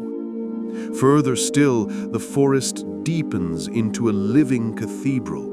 This is the Congo Basin, the second largest rainforest on Earth, where sunlight filters through towering canopies to the forest floor below. Here, elephants move like shadows through the undergrowth. Gorillas beat their chests in the mist, and parrots wheel through the air in flashes of crimson and emerald.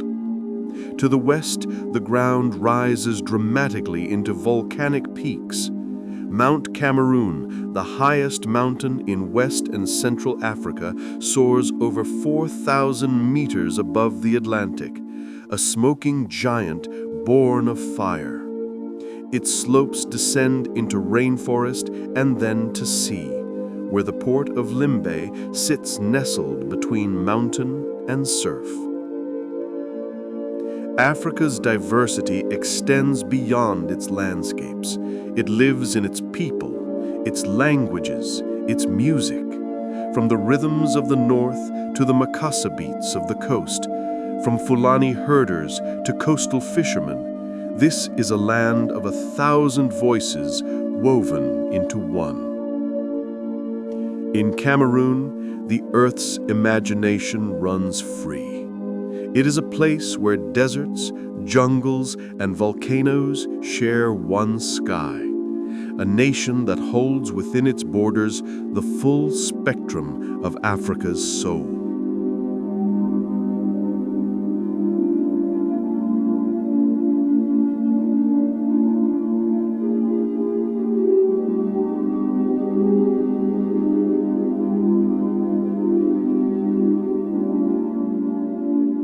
Equatorial Guinea, islands of mist and fire. Off the coast of Central Africa, scattered between ocean and forest, lies Equatorial Guinea, a country of islands and mainland forests, where volcanic peaks rise from the sea and clouds gather like silk around their crowns. On the island of Bioko, mountains rise steep and green, veiled in mist. The Pico Basile, an extinct volcano, watches over the land, its slopes clothed in rainforest that cascades down to black sand beaches. Here, nature and ocean meet in primal beauty. Sea turtles nesting under starlight, waves whispering against ancient rock. Across the mainland, in Rio Muni, the forest deepens. Rivers like mirrors wind through emerald canopies, their banks alive with the calls of parrots and monkeys. The Monte Allen National Park shelters gorillas, leopards, and forest buffalo. A wilderness still untouched, a sanctuary for the old rhythms of the world. In the capital, Malabo, colonial architecture overlooks the Atlantic, faded elegance amid the humidity of the tropics. Fishermen mend their nets on the shore, children chase each other between palms. The island air smells of salt and rain. Equatorial Guinea is a place of contrasts, of wealth drawn from the sea, of cultures bridging the continent and the islands. Its geography, scattered and unique, has made it both remote and radiant, a crossroads of land and water, of Africa and the Atlantic. Here, the forest meets the tide, and the volcano sleeps beneath the clouds, a land forever shaped by fire, mist, and sea.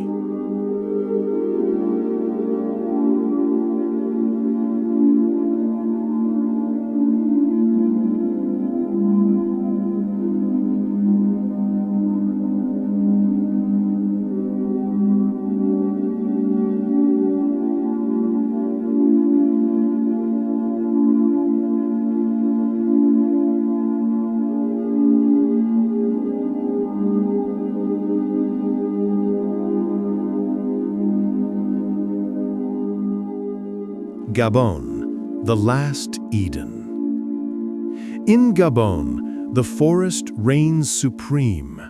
It is a country where nature still whispers in the voice of eternity, where elephants walk along beaches and gorillas rest beneath trees older than civilization. This is Gabon, often called Africa's last Eden. Nearly 90% of Gabon is covered by rainforest.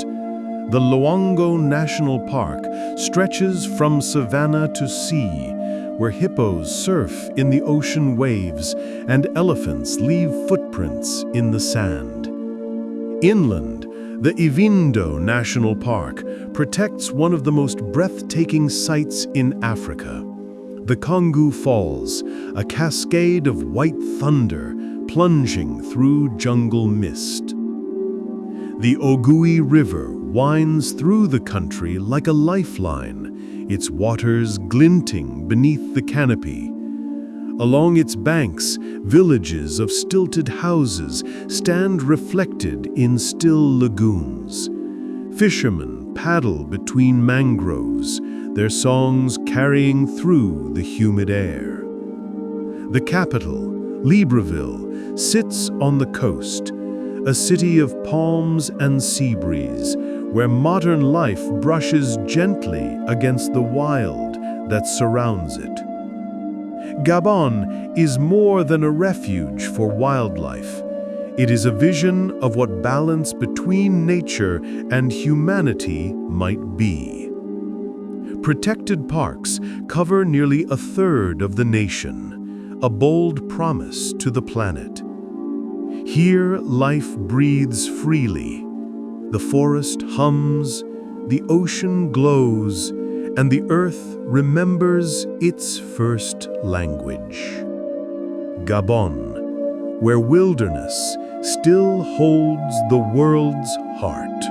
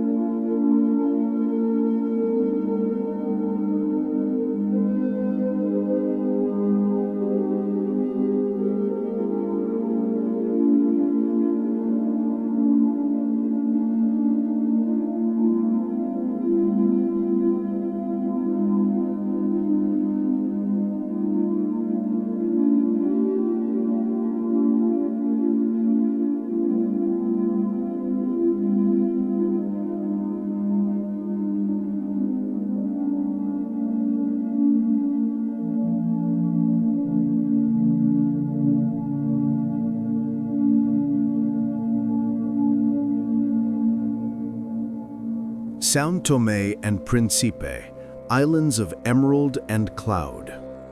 Far out in the Atlantic, beyond the curve of the African coast, two volcanic islands rise like emeralds from the deep. This is São Tomé and Príncipe, the smallest nation in Central Africa, yet one of its most enchanting. Born of ancient volcanoes, the islands are a paradise of steep peaks, lush rainforests, and hidden waterfalls. The Pico Cao Grande, a spire of stone piercing the clouds, rises like a monument to creation itself. Around it, forests shimmer with dew and color. Orchids bloom on mossy trunks, and the songs of endemic birds fill the morning mist. Rivers run down to the sea, threading through plantations of cocoa and coffee. Once the heart of colonial wealth, these plantations are now silent witnesses, their crumbling mansions reclaimed by vines and roots. On the coast, fishermen push their boats into turquoise waters, their reflections dancing in the waves. The villages are small, the air sweet with salt and fruit, and the rhythm of life slow as the tide. São Tomé and Príncipe may be small, but it feels infinite, a world suspended between ocean and sky. Its people live in harmony with their land, where sustainability is not an idea, but a way of being. In these islands, time drifts with the clouds. The world feels new again, simple, silent, and endlessly alive. From the depths of the Congo forest to the volcanic peaks above the sea, Central Africa reveals nature's most primal masterpiece, a region where Earth's oldest rhythms still echo, where the wilderness breathes with its original power. Next, our journey turns eastward to the Great Rift Valley and the Highlands, where the land splits and rises, and life thrives in breathtaking diversity.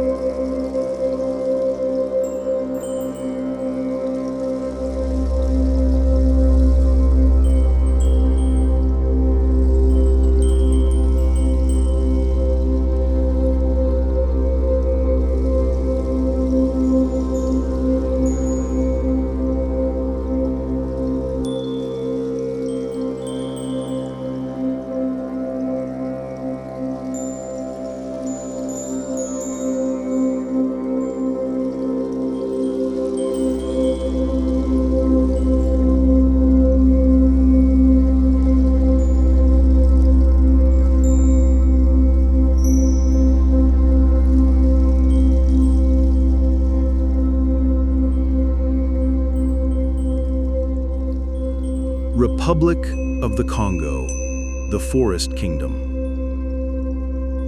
In the heart of Central Africa lies the Republic of the Congo, a land of green and silence, where the forest stretches as far as the eye can see, vast, ancient, and alive. Here, the jungle is not just landscape, but identity, breathing with the rhythm of rivers and rain. The Congo River, mighty and timeless, defines the land. It flows in endless curves, carving valleys of mist and reflection. Along its banks, life gathers. Fishermen in dugout canoes, children laughing in the water, and the hum of insects filling the air like static. Scientists call this one of Earth's lungs, a place that exhales oxygen and absorbs carbon, sustaining the planet's breath. Further south, the Nyari Valley opens into fertile plains, dotted with palm and cassava fields. The air here smells of earth after rain. In the west, the land rises into hills and falls again to meet the Atlantic coast, where the city of Pointe-Noire hums with trade and tide, a port of oil, salt, and song. The Republic of the Congo is a country of balance between wilderness and civilization, between ancient rhythm and modern change. Its capital, Brazzaville, lies peacefully along the riverbank opposite Kinshasa, two cities facing each other across a single flowing world. In Congo, the forest reigns. It hums, it breathes, it remembers, a living memory of Earth's oldest heart.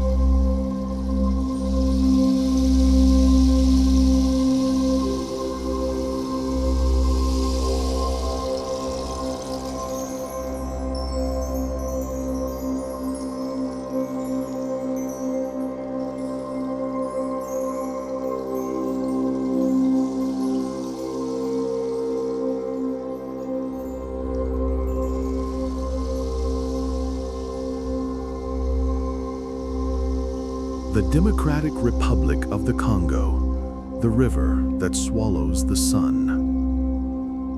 There is a river so vast it divides a continent, a forest so immense it holds half the secrets of life, a land so powerful it seems forged from the planet's very core. This is the Democratic Republic of the Congo, Africa's beating heart, both majestic and mysterious. The Congo River, second only to the Amazon, flows in a giant curve, 4,700 kilometers long. It begins in the highlands of Zambia, arcs across the equator twice, and thunders toward the Atlantic through canyons of mist. Along its path lie some of the richest ecosystems on Earth, and some of its most remote. In the Ituri forest, ancient trees rise like pillars in a green cathedral. Sunlight filters through the canopy in shifting mosaics. Here, the Muti pygmies move lightly through the forest, their songs blending with the sounds of birds and rain. To them, the forest is not wilderness. It is home, mother, and universe. The Virunga Mountains in the east are born of fire. Volcanic peaks like Nyiragongo and Mikeno pierce the clouds, their slopes wrapped in mist. In these mountains dwell the last mountain gorillas, watched over by rangers who risk their lives to protect them. The Virunga National Park, Africa's oldest, is both sanctuary and battleground, where nature's beauty endures through struggle. To the south, the Katanga Plateau gleams with minerals, copper, cobalt, and gold buried beneath red earth. The ground itself seems alive with energy, a reminder of how the DRC's wealth has shaped and scarred its history. The capital, Kinshasa, sprawls along the river's edge, one of Africa's largest cities, alive with music and motion. Here, the rumba and suku rhythms pulse through the night, and art spills into the streets. The Congo story is one of extremes, of unimaginable riches and enduring hardship. Yet, through all, the land remains resilient. The river keeps flowing. The forest keeps breathing.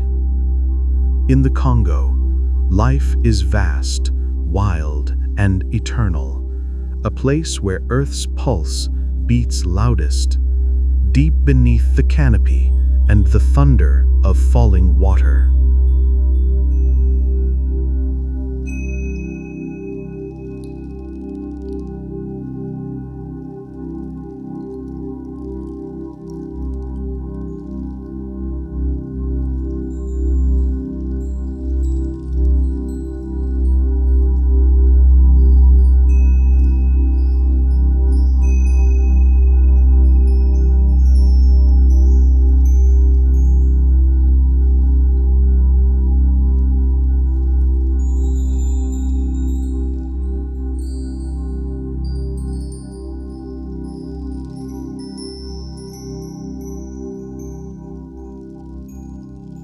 Central African Republic, the heart of the continent. At the very center of Africa lies a land of paradox, of silence and song, of vast forests and open savannas. It is the Central African Republic, a country that quite literally holds the heart of the continent. Here the land is immense, unspoiled and raw, a wilderness where the earth's pulse can still be felt in the air, in the rivers, in the trembling of the trees. To the south stretches one of the world's great green cathedrals, the Congo Basin rainforest. Towering trees rise hundreds of feet into the canopy, their crowns lost in mist. Beneath them, the air is thick with life. The cry of hornbills, the rustle of monkeys, the distant murmur of elephants. Shafts of sunlight pierce the leaves like columns of gold, illuminating a living tapestry older than civilization itself. Deep within this wilderness lives the Aka and Baka peoples, forest dwellers who have known these trees for millennia.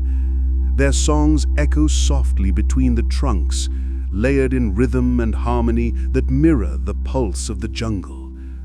To them, the forest is not a resource, it is a living ancestor, a teacher, a home.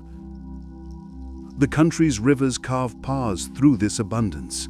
The Ubangi, the Songa, the Côte, and the Uam flow like veins through the land, bringing life to villages and wildlife alike. Along their banks, fishermen cast nets at dawn, and herons lift off into the rising light. The water reflects a land in balance, where forest meets grassland and the ancient rhythm of seasons still rules.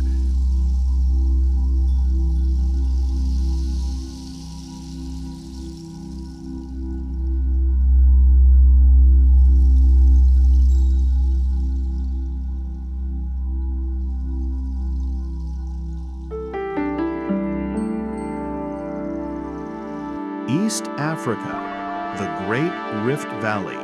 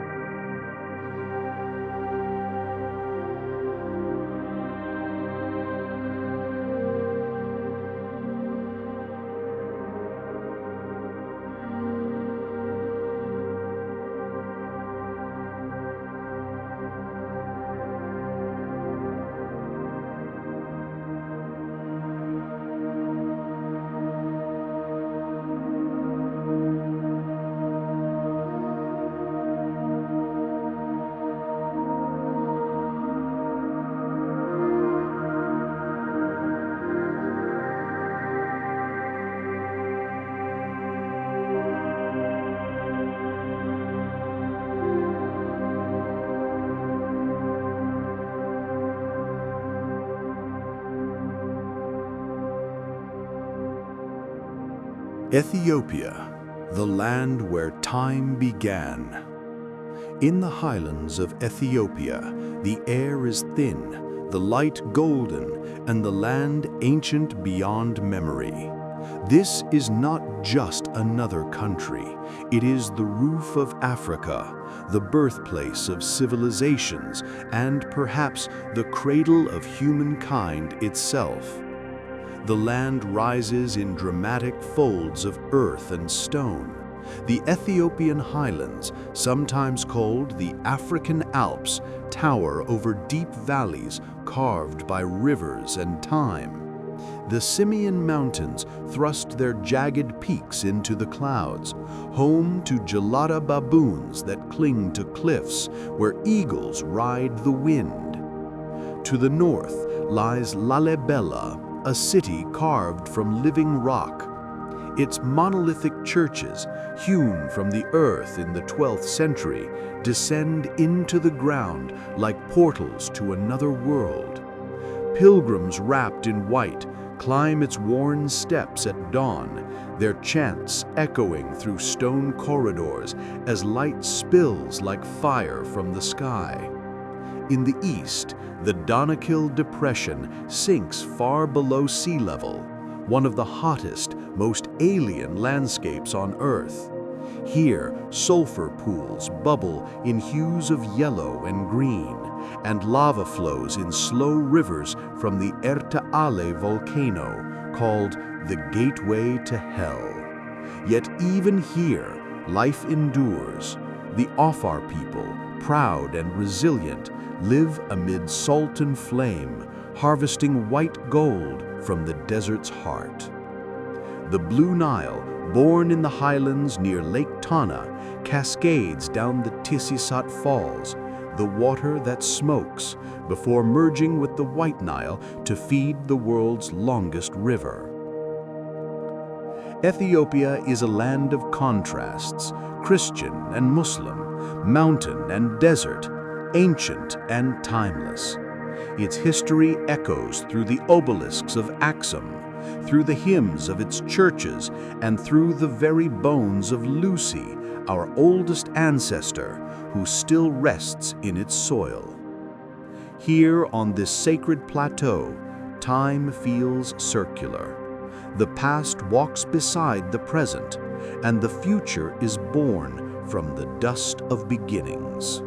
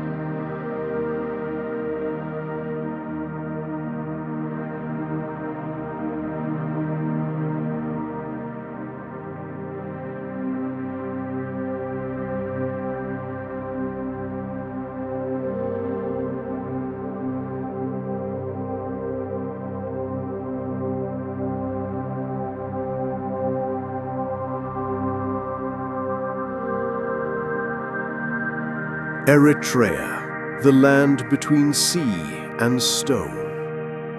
At the crossroads of Africa and Arabia lies Eritrea, a land carved by sun and salt, by mountains and sea. Along the Red Sea coast, coral reefs shimmer beneath turquoise waves, and the port city of Massawa stands like a living museum of stone and coral. Inland, the highlands of Asmara rise in cool elegance, an Art Deco city perched above the desert, its Italian-era architecture glowing gold at dusk. Beyond, the Danakil Depression blazes, one of the hottest places on Earth, where salt flats gleam like mirrors beneath a sky of fire.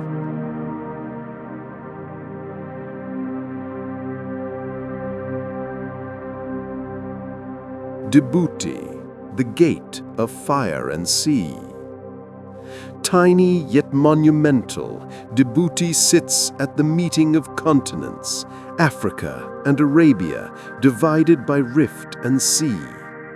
The earth here trembles with creation. Volcanic plains, salt lakes, and jagged basalt ridges mark the Great Afar Triangle, where the planet's crust pulls itself apart. At Lake Assal, one of the saltiest lakes on Earth, white salt crusts shimmer beneath cliffs of black lava. Somalia, the coast of ancient winds. Stretching along Africa's longest coastline, Somalia faces the Indian Ocean with the calm of eternity. Its shores are white and wild, where fishermen sail dhows that trace routes older than maps, paths once followed by traders from Arabia and Persia. Inland, the land turns to golden plains and rugged hills, where frankincense trees cling to cliffs and camels move through shimmering heat. From Hargeisa to Mogadishu, Somalia's cities hum with renewal, markets alive with color, the scent of spice, and the strength of a people rebuilding from within. Beneath hardship lies grace. Beneath the desert, memory. Somalia endures like the wind, unseen but eternal, carrying the voice of Africa's eastern soul.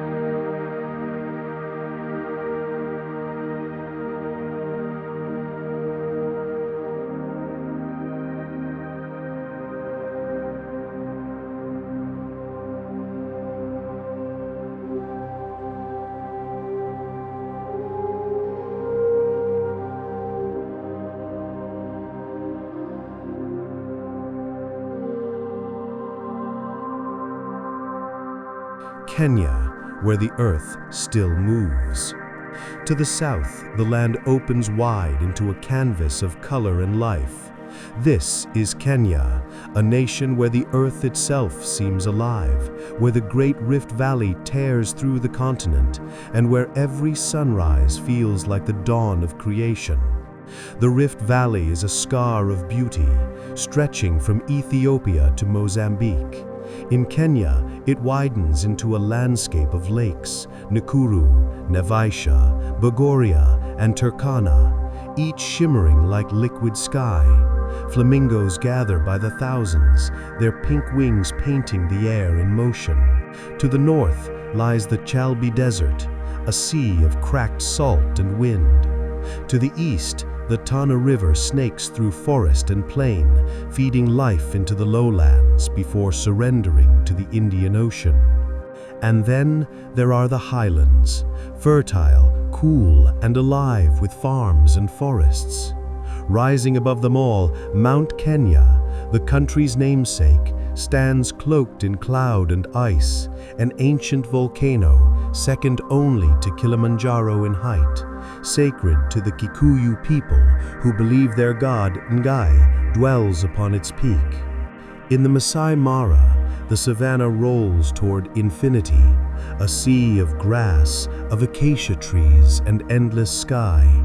Each year, the great migration unfolds. Over 1 million wildebeest and zebra cross rivers teeming with crocodiles, their hooves drumming a rhythm older than civilization. Lions stalk through golden grass. Elephants march in silent majesty, and the horizon burns with sunset. Kenya is more than geography. It is a feeling, a movement. Its people, Maasai, Kikuyu, Turkana, Luo, and many more, live in harmony with the rhythm of the land, their cultures rooted in both tradition and renewal. Here, under an endless sky, life moves with purpose and grace. Kenya, where the earth still moves and the heart still listens.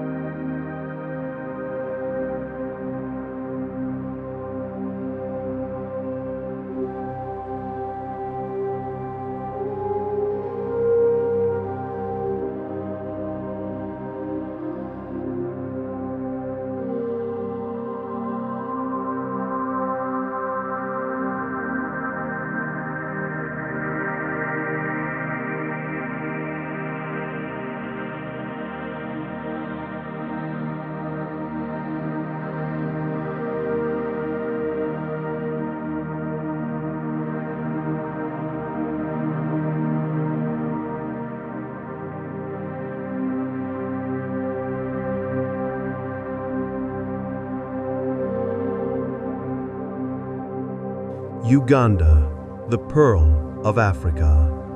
When Winston Churchill called Uganda the Pearl of Africa, he spoke of a land that glows from within, lush, gentle, and endlessly alive. It is here, where East Africa's highlands meet the equator, that water, forest, and life intertwine in perfect harmony. The Rwenzori Mountains, the fabled Mountains of the Moon, rise in mist and mystery along the western border.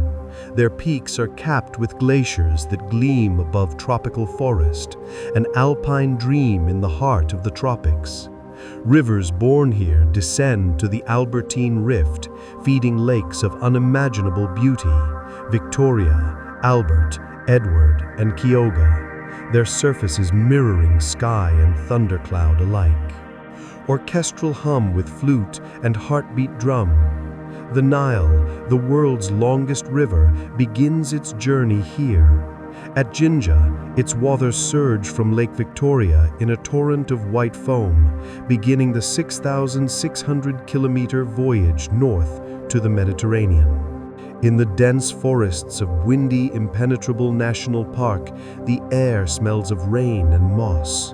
This is one of the last refuges of the mountain gorilla, gentle giants whose dark eyes reflect our own. Trekkers who meet them here often leave changed, awed by the closeness of kinship.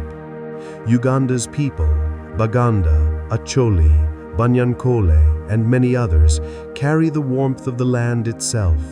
Their music rises with the sun, their laughter fills the markets, and their resilience flows like the river. In Uganda, life doesn't rush, it blooms. It's a country where water gives birth to wonder, and every horizon holds the promise of peace.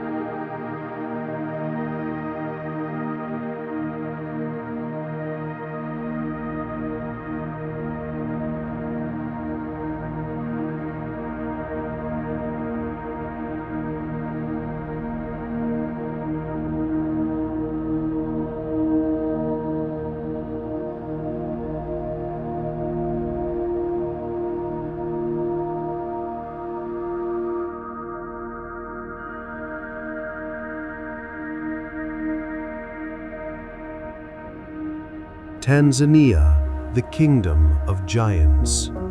If Africa has a stage upon which creation performs its grandest act, it is Tanzania, a land of giants where mountains kiss the heavens, lakes mirror the stars, and the wild roams free. The Serengeti plains stretch beyond sight, a world of motion and life, where the great migration flows like a living river. Giraffes move through the acacias like drifting towers, elephants carve paths through the dust, and lions rest in the shade of flat-topped trees. Every sound, every shadow feels sacred. At the continent's crown rises Mount Kilimanjaro, the highest peak in Africa. Its snow-capped summit floats above the clouds, glowing pink at dawn. For climbers, it is a pilgrimage. For the Chaga people, a holy guardian. Below, coffee farms cling to the mountain slopes, their scent carried on the cool morning breeze. To the west lies Lake Tanganyika, one of the deepest and oldest lakes on Earth, its waters home to hundreds of species found nowhere else. Then Ngorongoro Crater, a vast volcanic caldera, forms a natural amphitheater of life. Lions, rhinos, flamingos, and wildebeest, all sharing the same timeless stage. Off the coast, the island of Zanzibar floats in turquoise waters, a jewel of spice and story. Its narrow streets in Stone Town twist like a labyrinth of history, where Arab, African, Indian, and European worlds once met. The air is thick with the scent of clove, cinnamon, and sea. Tanzania holds the soul of wild Africa, vast, untamed, eternal. It is a place that reminds us not of what we've built, but of what we've inherited. In Tanzania, creation never ended. It simply continues. With every sunrise over the Serengeti, every whisper of wind across Kilimanjaro's snow.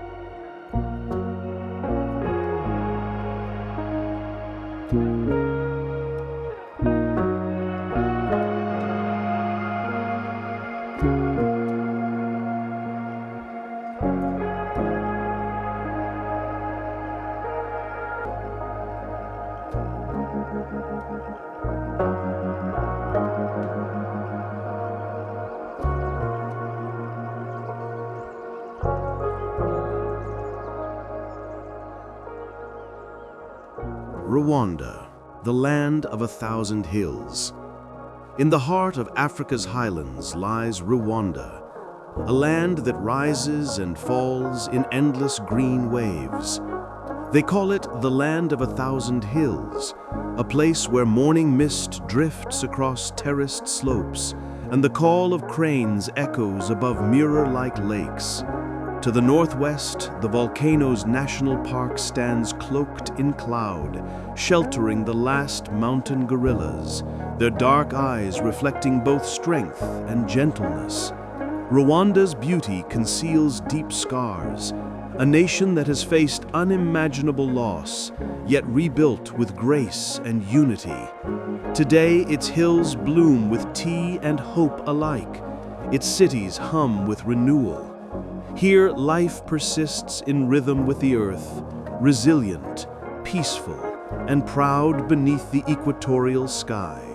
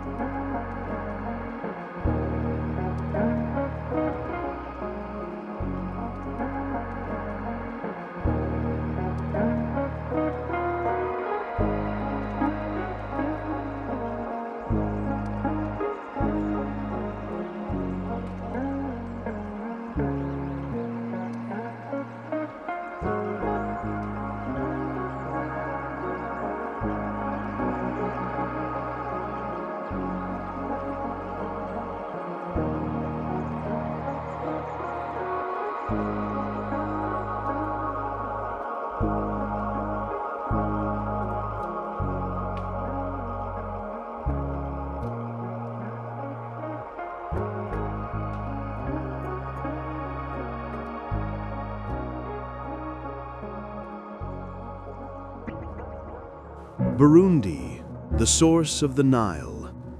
Cradled by hills and lakes, Burundi is a jewel of the Great Rift, a land of red earth and quiet dignity. At its western edge lies Lake Tanganyika, one of the deepest on Earth, a liquid mirror that catches the first light of dawn. From its mountains springs one of the farthest sources of the Nile, its waters beginning an epic journey north through the heart of Africa. Terraced farms climb steep slopes, banana groves sway in the wind, children's laughter carries through the valleys. Burundi's history is one of endurance, of kingdoms and resilience, of people bound by music, memory, and land. Here, every sunrise feels like renewal, soft, steady, and sacred, as if the earth itself were remembering how to hope.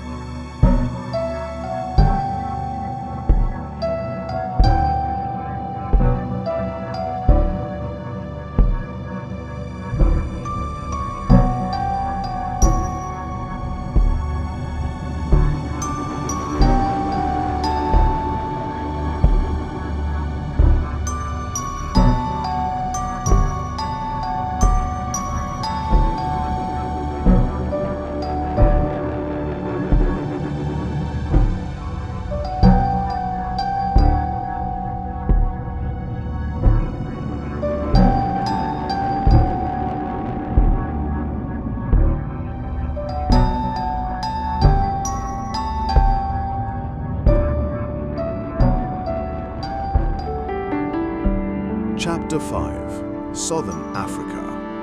The edge of the continent, the soul of the earth.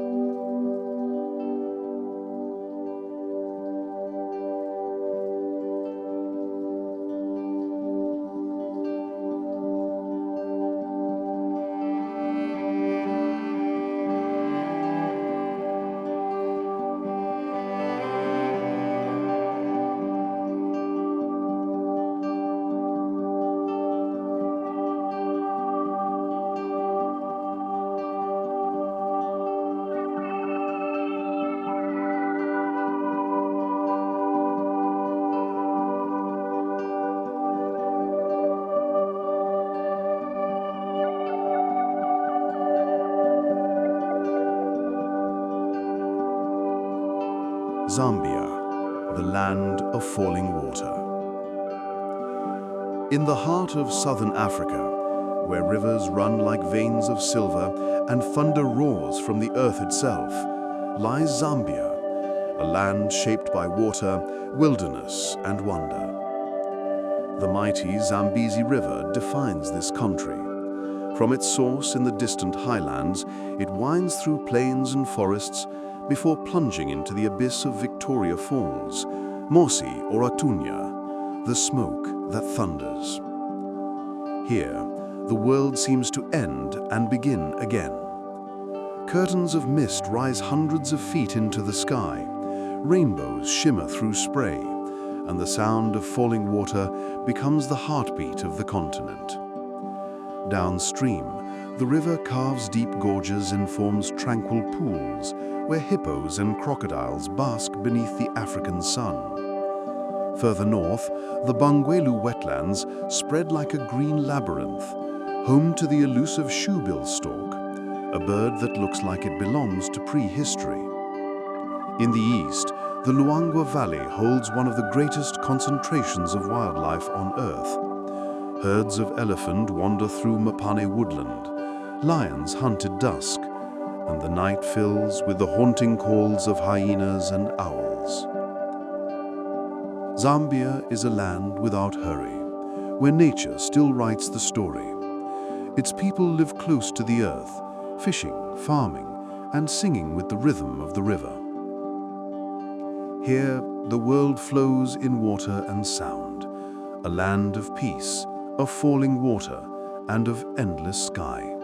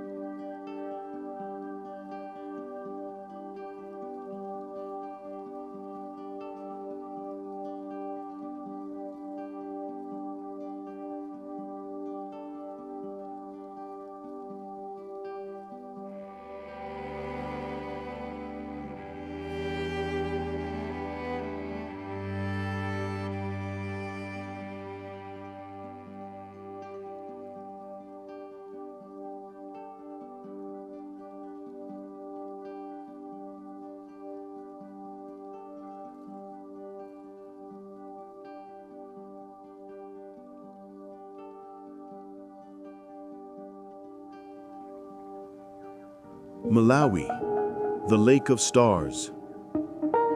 In the heart of southern Africa, cradled between highlands and plateaus, lies a jewel of water and light, Malawi, the warm heart of Africa.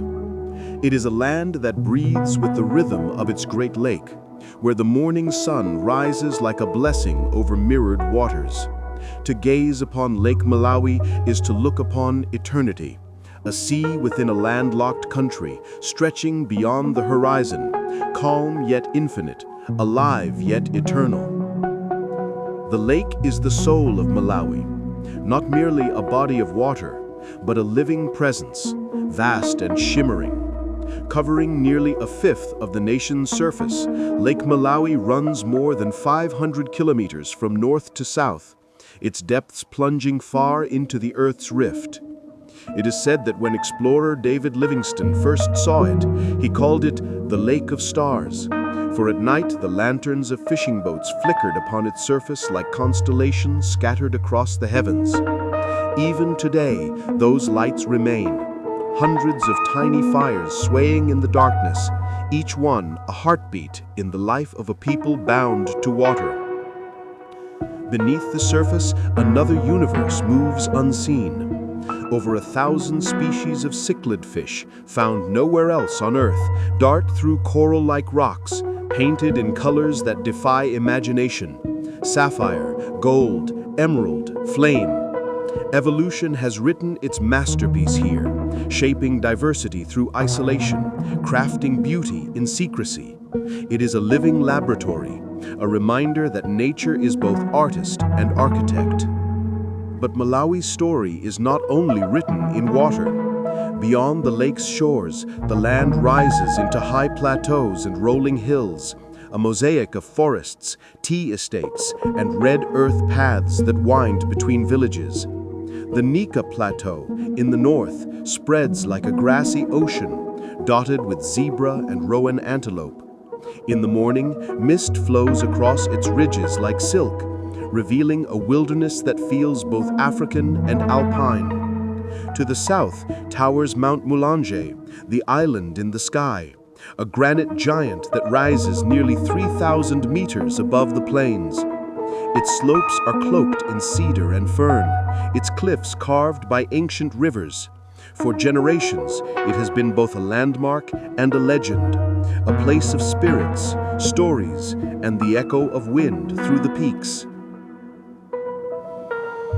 For centuries, this land was a crossroads of migration, of trade, of cultures converging between east and west. The Moravi people, whose name gave the country its own, built kingdoms here long before the first Europeans arrived.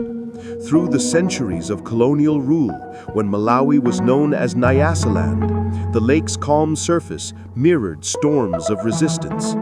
Yet even under hardship, its people carried a quiet strength, patient, proud, unbreakable. When independence came in 1964, it was born not from conquest, but conviction, led by the voice of Hastings Kamuzu Banda, a doctor who dreamed of a self-reliant, unified nation. The road since has not been simple. Droughts, poverty, and change have tested Malawi's resolve. Yet its people have met each trial with dignity, guided by the same patience that ripples across the lake's face at dawn.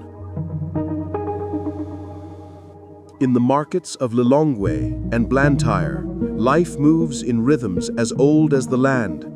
The scent of roasted maize and wood smoke fills the air. Children chase one another through dusty alleys. Traders laugh and bargain beneath canopies of cloth. In the villages, the evening brings community. The crackle of fires, the hum of conversation, and the steady beat of drums that call neighbors together. Music for Malawians is more than art. It is language, memory, and medicine.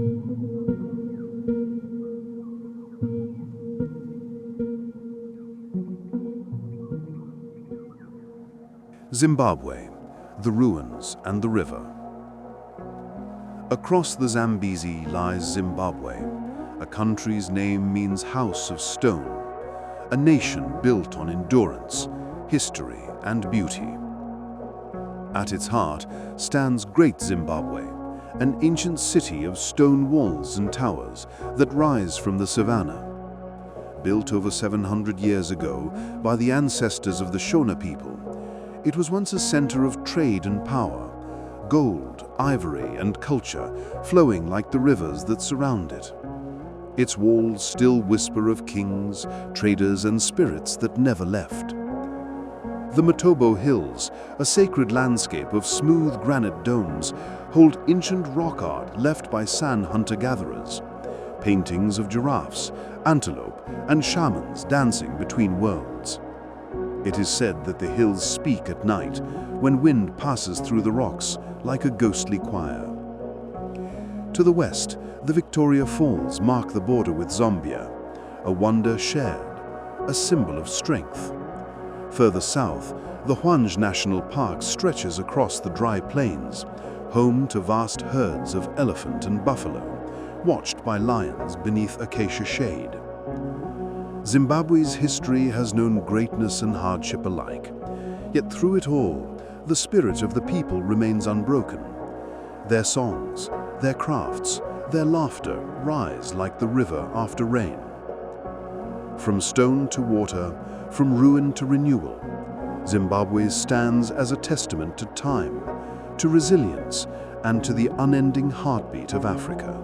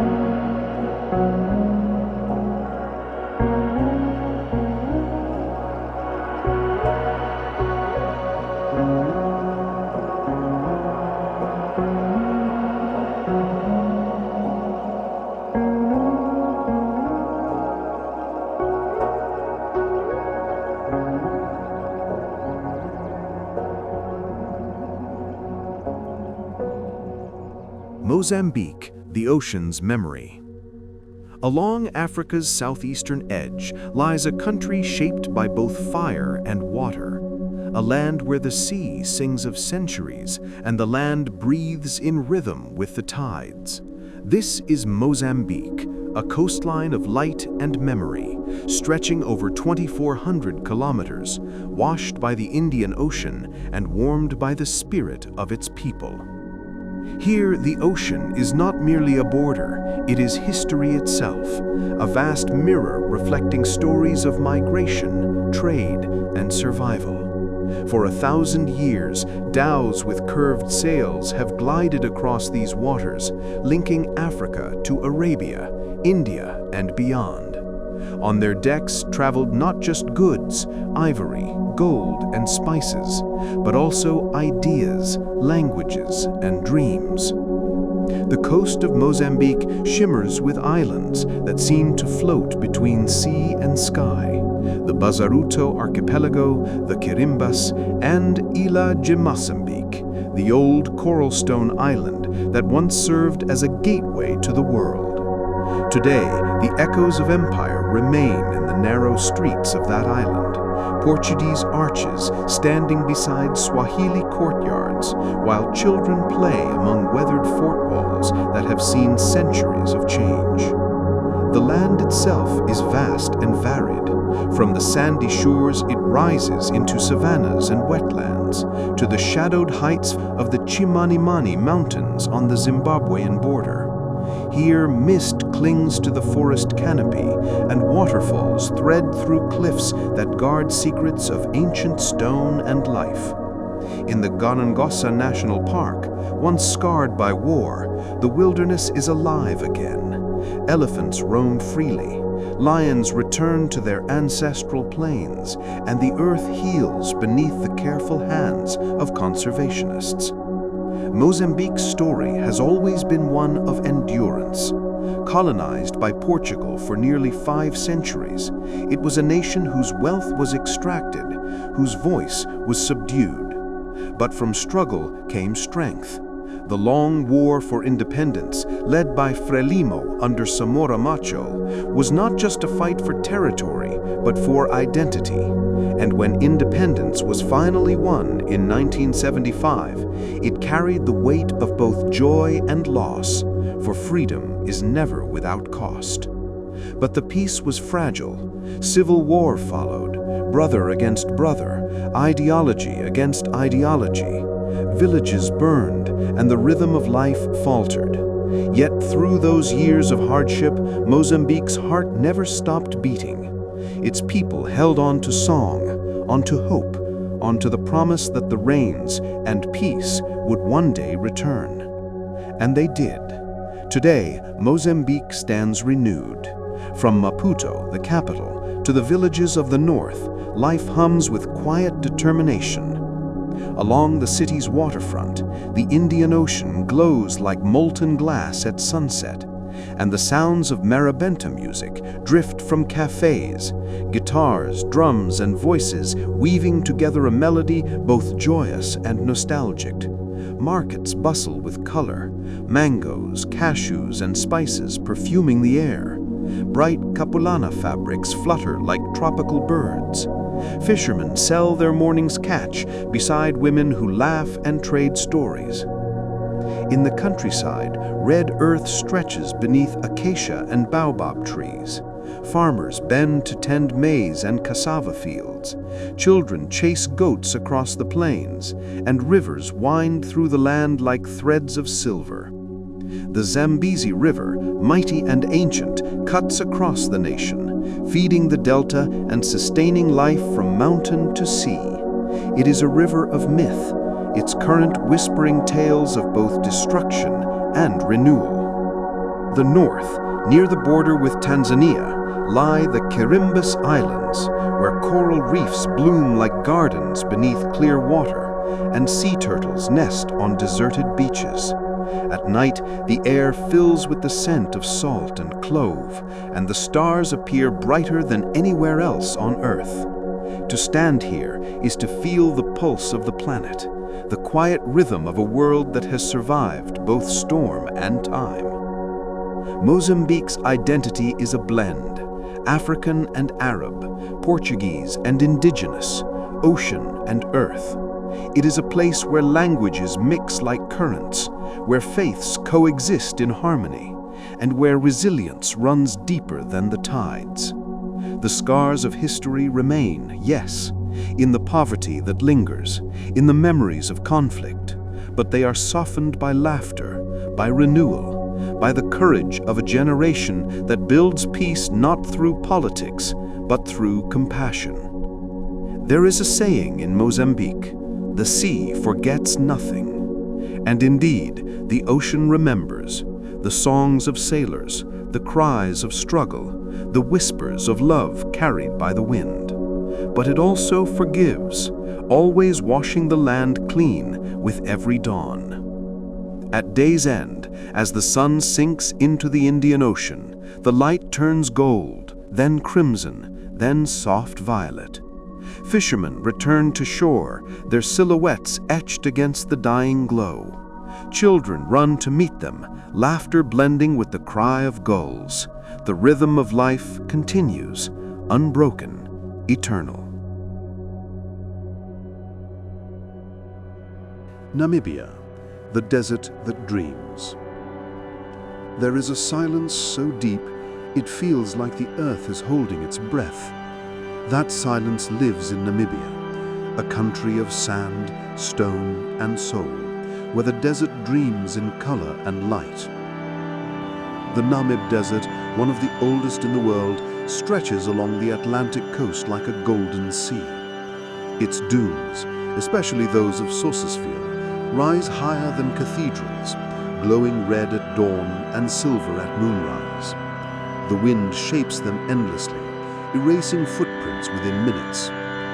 At its edge, the skeleton coast bears the bones of ships and whales, a haunting meeting of ocean and desert. Fog drifts inland from cold currents, shrouding the sand in mystery. It is both desolate and divine. Further inland, the Etosha Pan lies like a great white mirror, a salt flat visible from space. When the rains come, it fills with life. Flamingos, antelope, lions and elephants gathering at shimmering waterholes. The Himba people of the north still live according to ancient custom, their skin tinted red with ochre, their hair braided with care. Their presence here is a conversation between past and present, between the land and those who love it. Namibia is a land that teaches silence, that beauty can exist without abundance, and life can thrive where none seems possible.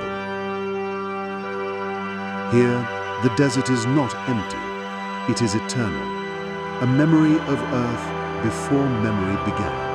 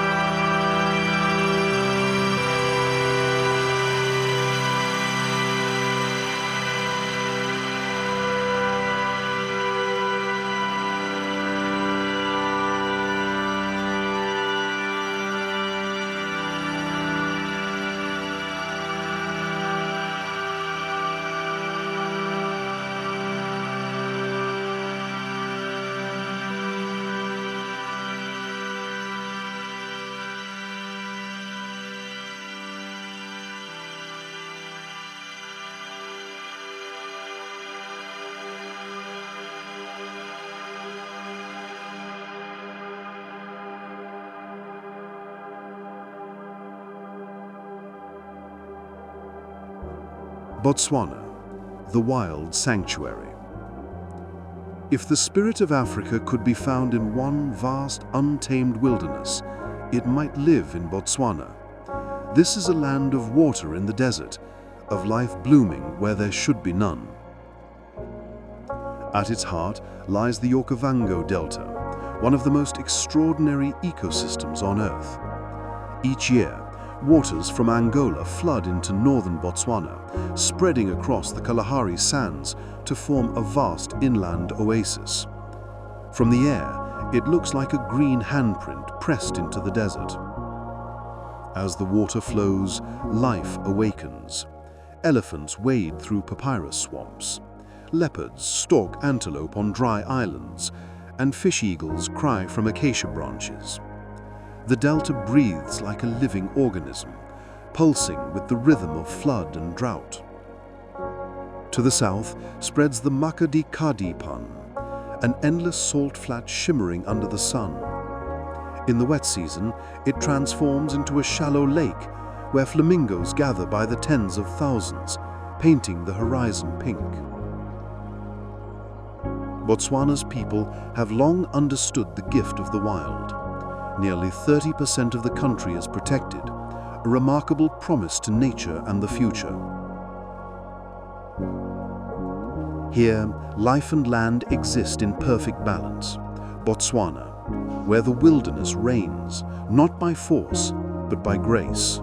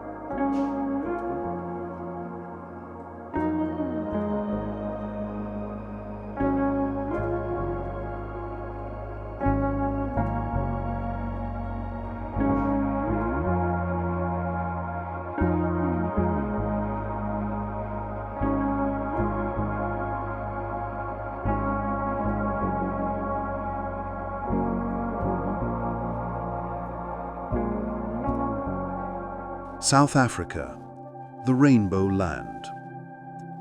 At the continent's southern edge lies South Africa, a nation of extremes and harmony, of desert and ocean, mountain and metropolis. It is often called the Rainbow Nation, not just for its people, but for its landscapes. From the red sands of the Kalahari to the lush vineyards of the Cape, from the cliffs of Drakensberg to the wild coasts of the Eastern Cape, this land holds every face of Africa. The Table Mountain rises above Cape Town, flat-topped and ancient, a sentinel over two oceans. Below it, the Atlantic and Indian currents meet in restless dance at the Cape of Good Hope, a place where sailors once prayed and poets still dream. To the north, the Kruger National Park stretches for hundreds of miles, home to the Big Five and countless smaller wonders.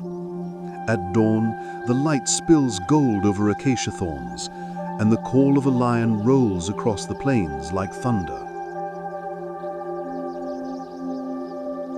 South Africa's story is one of transformation, from division to unity, from shadow to light. Its cities, Johannesburg, Durban, Pretoria, hum with energy and resilience, while its countryside sings with the memory of freedom hard won. Here, at the tip of Africa, the land seems to breathe both the beginning and the end. South Africa, where continents meet and humanity renews its promise to hope.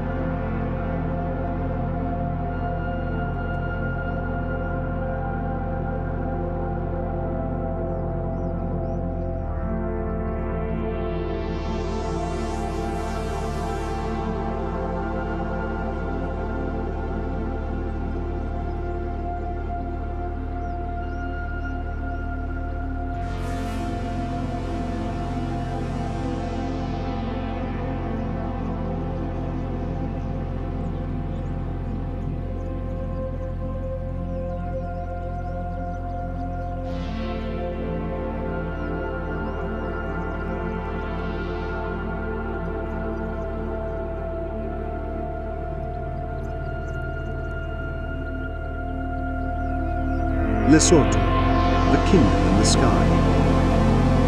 High above the plains of South Africa, surrounded entirely by its neighbor, lies a nation in the clouds, Lesotho, the kingdom in the sky. Every inch of this country stands over 1,000 meters above sea level. Mountains rise like fortresses, rivers tumble down in silver ribbons. The Maloti Range forms a crown of peaks, dusted with snow in winter, while the Tabana and Tlenyana, the highest point in southern Africa, pierces the sky at nearly 3,500 meters. Herders in blankets and wool hats ride ponies along narrow mountain trails. Their homes, built of stone, cling to cliffs and valleys where time feels untouched. Lesotho's beauty lies in its solitude. Its rivers, including the mighty Orange River, flow down to feed millions beyond its borders. Its people live in harmony with the rhythm of the seasons and the whisper of the wind. Lesotho, where clouds touch the earth and life carries the dignity of height and silence.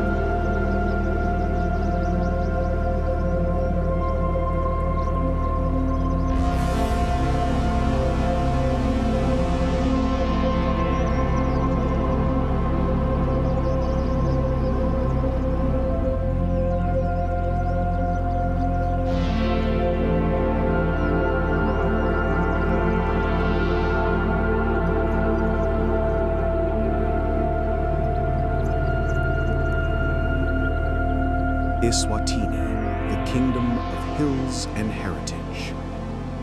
Between the mountains of South Africa and the plains of Mozambique lies one of Africa's smallest yet proudest nations, Eswatini, the kingdom in the hills. It is a land of mist and sunlight, of ceremony and silence, where modernity and tradition walk side by side, beneath the watchful gaze of ancient mountains. The land itself breathes rhythm. From the rolling high veld to the warm, fertile low veld, Eswatini unfolds like a living tapestry. In the west, mountains rise in soft blue layers, part of the ancient Drakensberg Range, whose cliffs catch the first light of dawn. Rivers like the Usutu, Komati, and Mbluzi carve through deep gorges, feeding forests of wild fig and acacia. As the morning fog lifts, the hills glow gold under the sun, revealing a country as graceful as it is enduring. The air here carries the scent of rain and earth, the sound of cowbells, the hum of bees. Villages sit cradled in valleys, their circular huts thatched with grass, surrounded by terraced fields of maize and sorghum. It is a landscape both intimate and majestic, where every hill feels like home, every stream like memory. At the heart of this kingdom lies Mbabane, the capital, a city of gentle rhythm, nestled high in the mountains. Markets spill color into the streets, woven baskets, hand-carved drums, beadwork that tells stories without words. Just beyond, Lobamba, the traditional seat of royalty, stands as the cultural soul of Eswatini, home to the royal kraal, the parliament, and the Somlolo National Stadium, where the spirit of the nation gathers in celebration. But Eswatini's identity is older than any city, deeper than any border. It is written in the ancient customs that continue to guide its people. In a world racing toward change, Eswatini moves to the rhythm of its own heartbeat, proud, deliberate, timeless. Each year, the land comes alive with ceremony. The Umhlanga, or reed dance, is one of Africa's most vivid expressions of heritage, a week-long festival where tens of thousands of young women, dressed in vibrant attire, gather to honor the Queen Mother and celebrate purity, unity, and strength.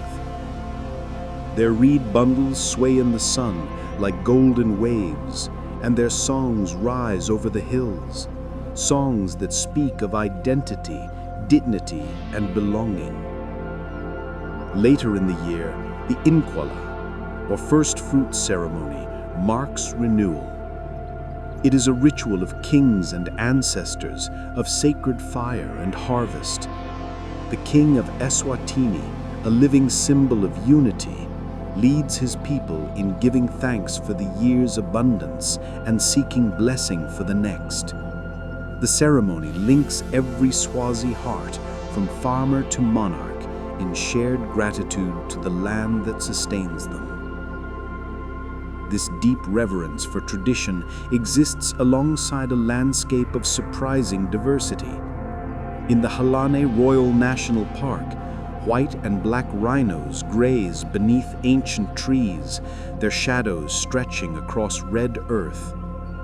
Mikaya and Milwane, sanctuaries once empty of wildlife, now thrive again, home to zebra, kudu, and hippos wallowing in quiet pools. Conservation here is not merely protection, it is restoration, a partnership between people and land, between past and future. To the traveler, Eswatini holds both open and intimate. Roads wind through green valleys and rocky passes, revealing vistas of endless sky. Angola, the land reawakened. On Africa's Atlantic coast, where desert meets rainforest and river meets sea, lies Angola, a land vast and untamed, where the earth tells stories in the language of stone, wind, and fire. From the endless dunes of the Namib Desert to the green depths of the Congo Basin, Angola is a country of contrasts. Beauty born from resilience, silence shaped by survival. Here, the land itself feels alive. The western coast stretches for more than 1,600 kilometers, carved by waves that have beaten its cliffs for eons. The Atlantic rolls in heavy and ancient, foaming against red and gold sands that glow beneath the sun. Inland, the land rises into plateaus and escarpments, great staircases of rock climbing toward the interior highlands. The Benguela Current, cold and rich with life, flows north along the coast, feeding fisheries and giving the ocean its distinct, misty temperament. Above, seabirds wheel in slow, graceful arcs, and fishermen mend their nets in silence, their faces weathered by both salt and time. At the country's heart runs the Kwanza River, lifeline of Angola. Its waters twist through canyons and savannas before finally surrendering to the Atlantic, carrying the memory of mountains, forests, and human hands. Along its banks lie villages that have stood for generations, where children play by the river's edge and women sing as they draw water, songs that flow like the river itself, timeless and unbroken. To the north, rainforests thicken, dense and humming with life. Here the calls of hornbills echo across canopies, dripping with moss and light. In the far east, near the border with Zambia, the Kwando and Kubango rivers trace their way toward the Okavango Delta, feeding one of the most extraordinary ecosystems on Earth. In the south, the Namib Desert reclaims the horizon, a kingdom of silence, where dunes move like waves, and the wind leaves patterns on the sand that seem written by invisible hands. Angola's history is as vast as its land. For centuries, powerful kingdoms ruled here, the Kingdom of Congo in the north, and later the Kingdom of Indongo, where a queen named Nzinga Mabande rose to defy empire.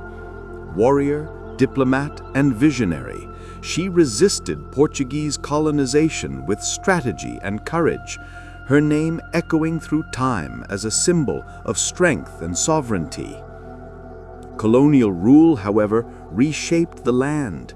For 5 centuries, Angola was bound to Portugal, its people drawn into the Atlantic slave trade that scattered millions of African lives across oceans. Towns like Luanda and Benguela, now bustling with music and motion, were once ports of departure, silent witnesses to humanity's deepest wound. Yet, even through that darkness, Angola's spirit endured. When independence finally came in 1975, it was hard-won and triumphant. But peace did not follow, not immediately. The long civil war that tore the nation apart left its scars upon both land and heart. Entire generations grew up amid conflict, their dreams interrupted by gunfire and displacement. And yet, Angola rose, slowly, steadily, defiantly. Island nations, jewels in the ocean. Off Africa's coast lie island nations, each one a world unto itself, shaped by isolation in the surrounding seas.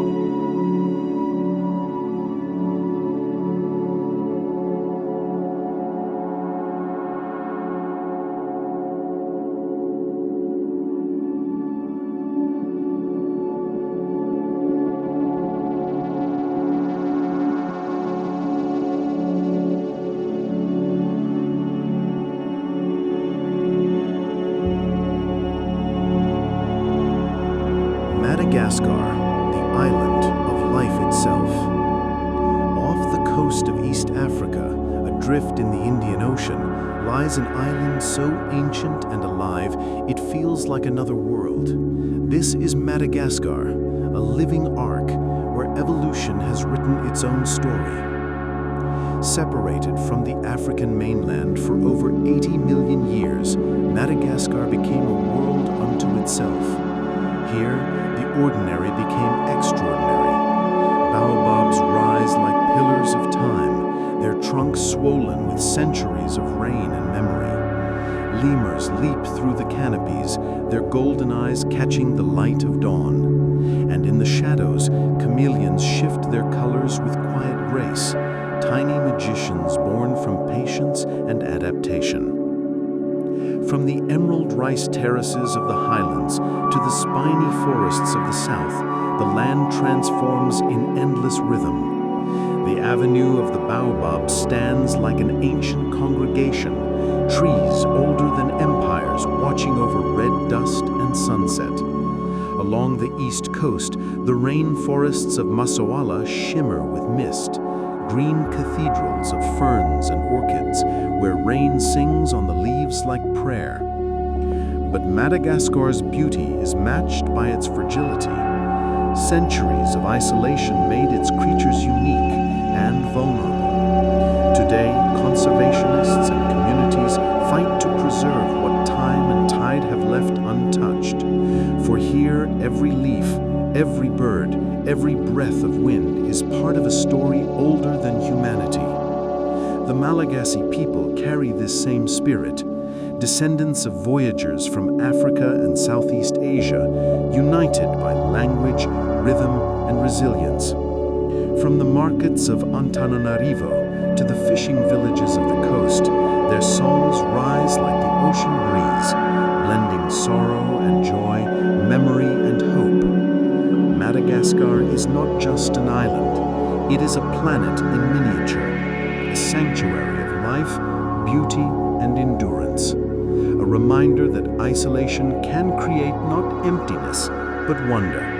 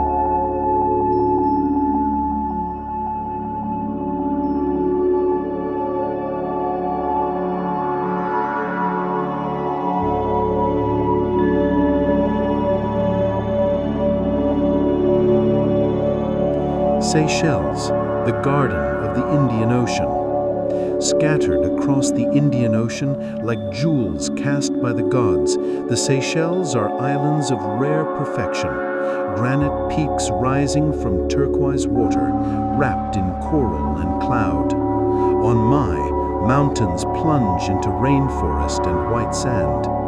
Praslin cradles the Valley de Mai, a primeval forest where the giant Coco de Mer palms grow, their seeds the largest on earth, their curves inspiring both myth and awe. In the outer atolls, the world feels untouched, lagoons so clear they seem invisible, coral reefs glowing beneath the sun.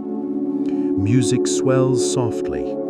The Seychellois people, a blend of African, Asian, and European heritage, live in harmony with this fragile paradise.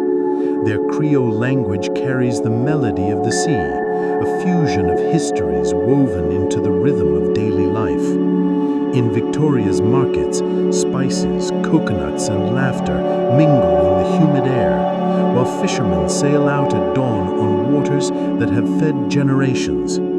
Seychelles is more than a destination. It is a sanctuary, a vision of what the world once was, pure, balanced, luminous. A reminder that paradise is not lost, it survives, quietly, in the heart of the ocean.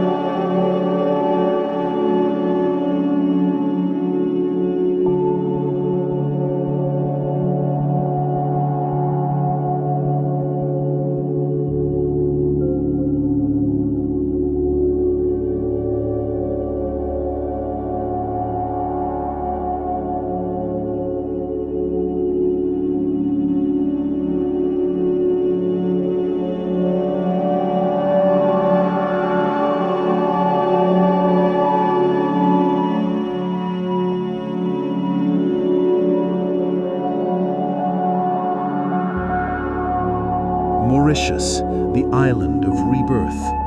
To the east of Madagascar lies Mauritius, an island of mountains and coral, born from fire and reborn through resilience. Once home to the flightless dodo, now extinct, Mauritius carries both the memory of loss and the promise of renewal. Rising from volcanic soil, the island is a mosaic of cultures, African, Indian, Chinese, and European, each leaving their mark in language, cuisine, and spirit. Sugarcane fields roll toward turquoise lagoons, while peaks like Limorne, Brabant, stand as monuments to freedom, a UNESCO site where escaped slaves once sought refuge among cliffs and wind. The capital, Port Louis, hums with life, a blend of temples, mosques, and markets where colors and scents collide. Offshore, coral reefs shelter vibrant marine life, and in the highlands, waterfalls cascade through forests alive with birdsong. Mauritius is proof that from the ashes of extinction, beauty can rise anew, a living testament to coexistence, harmony, and rebirth beneath the eternal sun.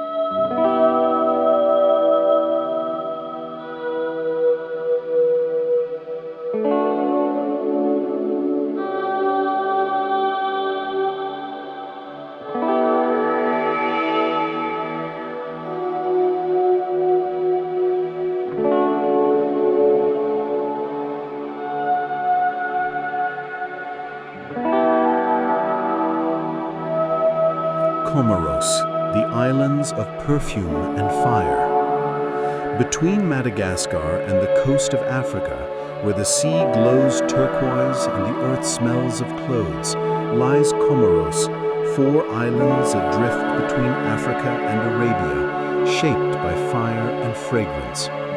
Born of volcanoes, the Comoros rise from the sea in shades of emerald and obsidian.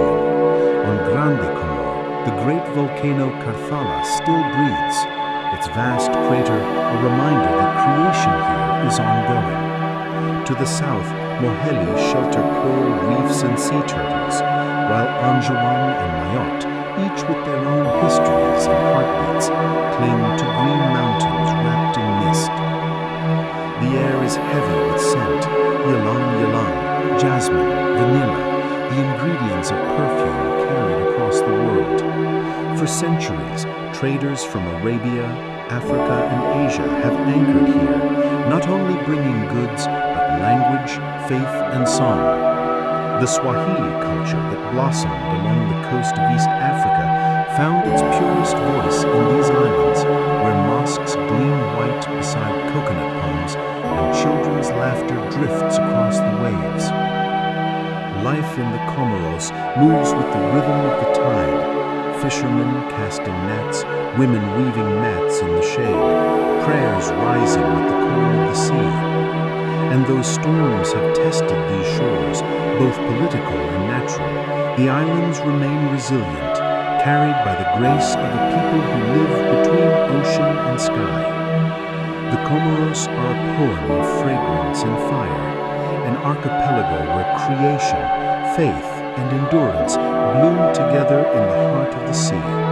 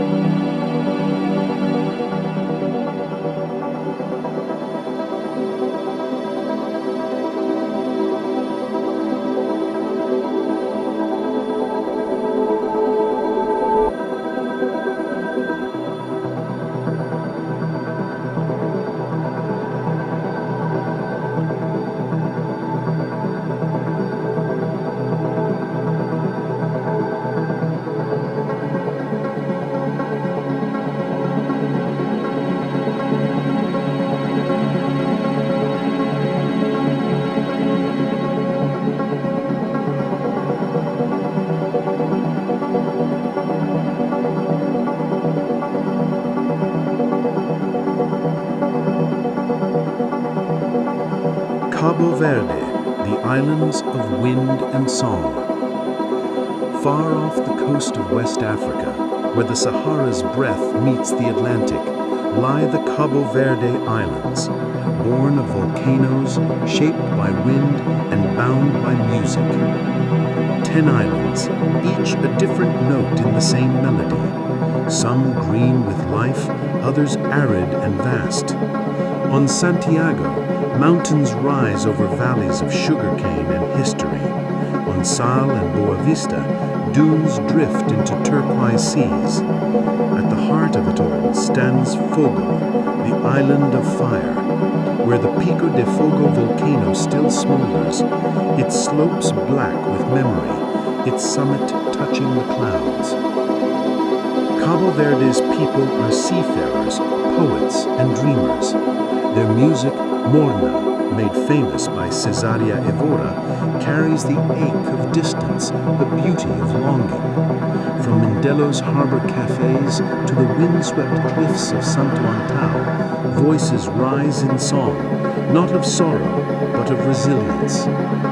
Cabo Verde is an archipelago of memory, islands adrift between continents and centuries, where every note, every breeze reminds us that the soul of Africa still sails upon the sea.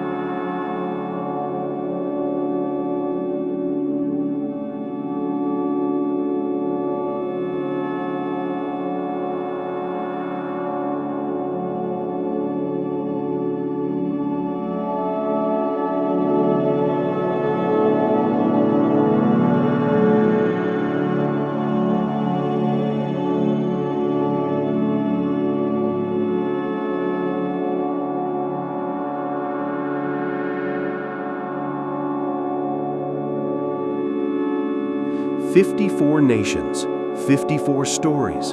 From the Mediterranean shores of Tunisia to the diamond beaches of Namibia. From the glaciers of Kilimanjaro to the coral gardens of Mauritius. Africa's geography is more than mountains and rivers, deserts and forests. It's the stage where humanity first walked upright, where civilizations rose and fell, where languages were born and cultures flourished. The Great Rift Valley still tears the continent apart, millimeter by millimeter. The Sahara still advances and retreats with climate cycles. The Congo still breathes oxygen into our atmosphere. This is Africa, not one story, but 54 stories, woven together by geography, history, and the dreams of 1.4 billion people. The cradle of humanity, the heart of the earth, the continent where every landscape tells a story. Africa. The journey across 54 nations is never complete, because this continent, like its geography, is always changing, always becoming.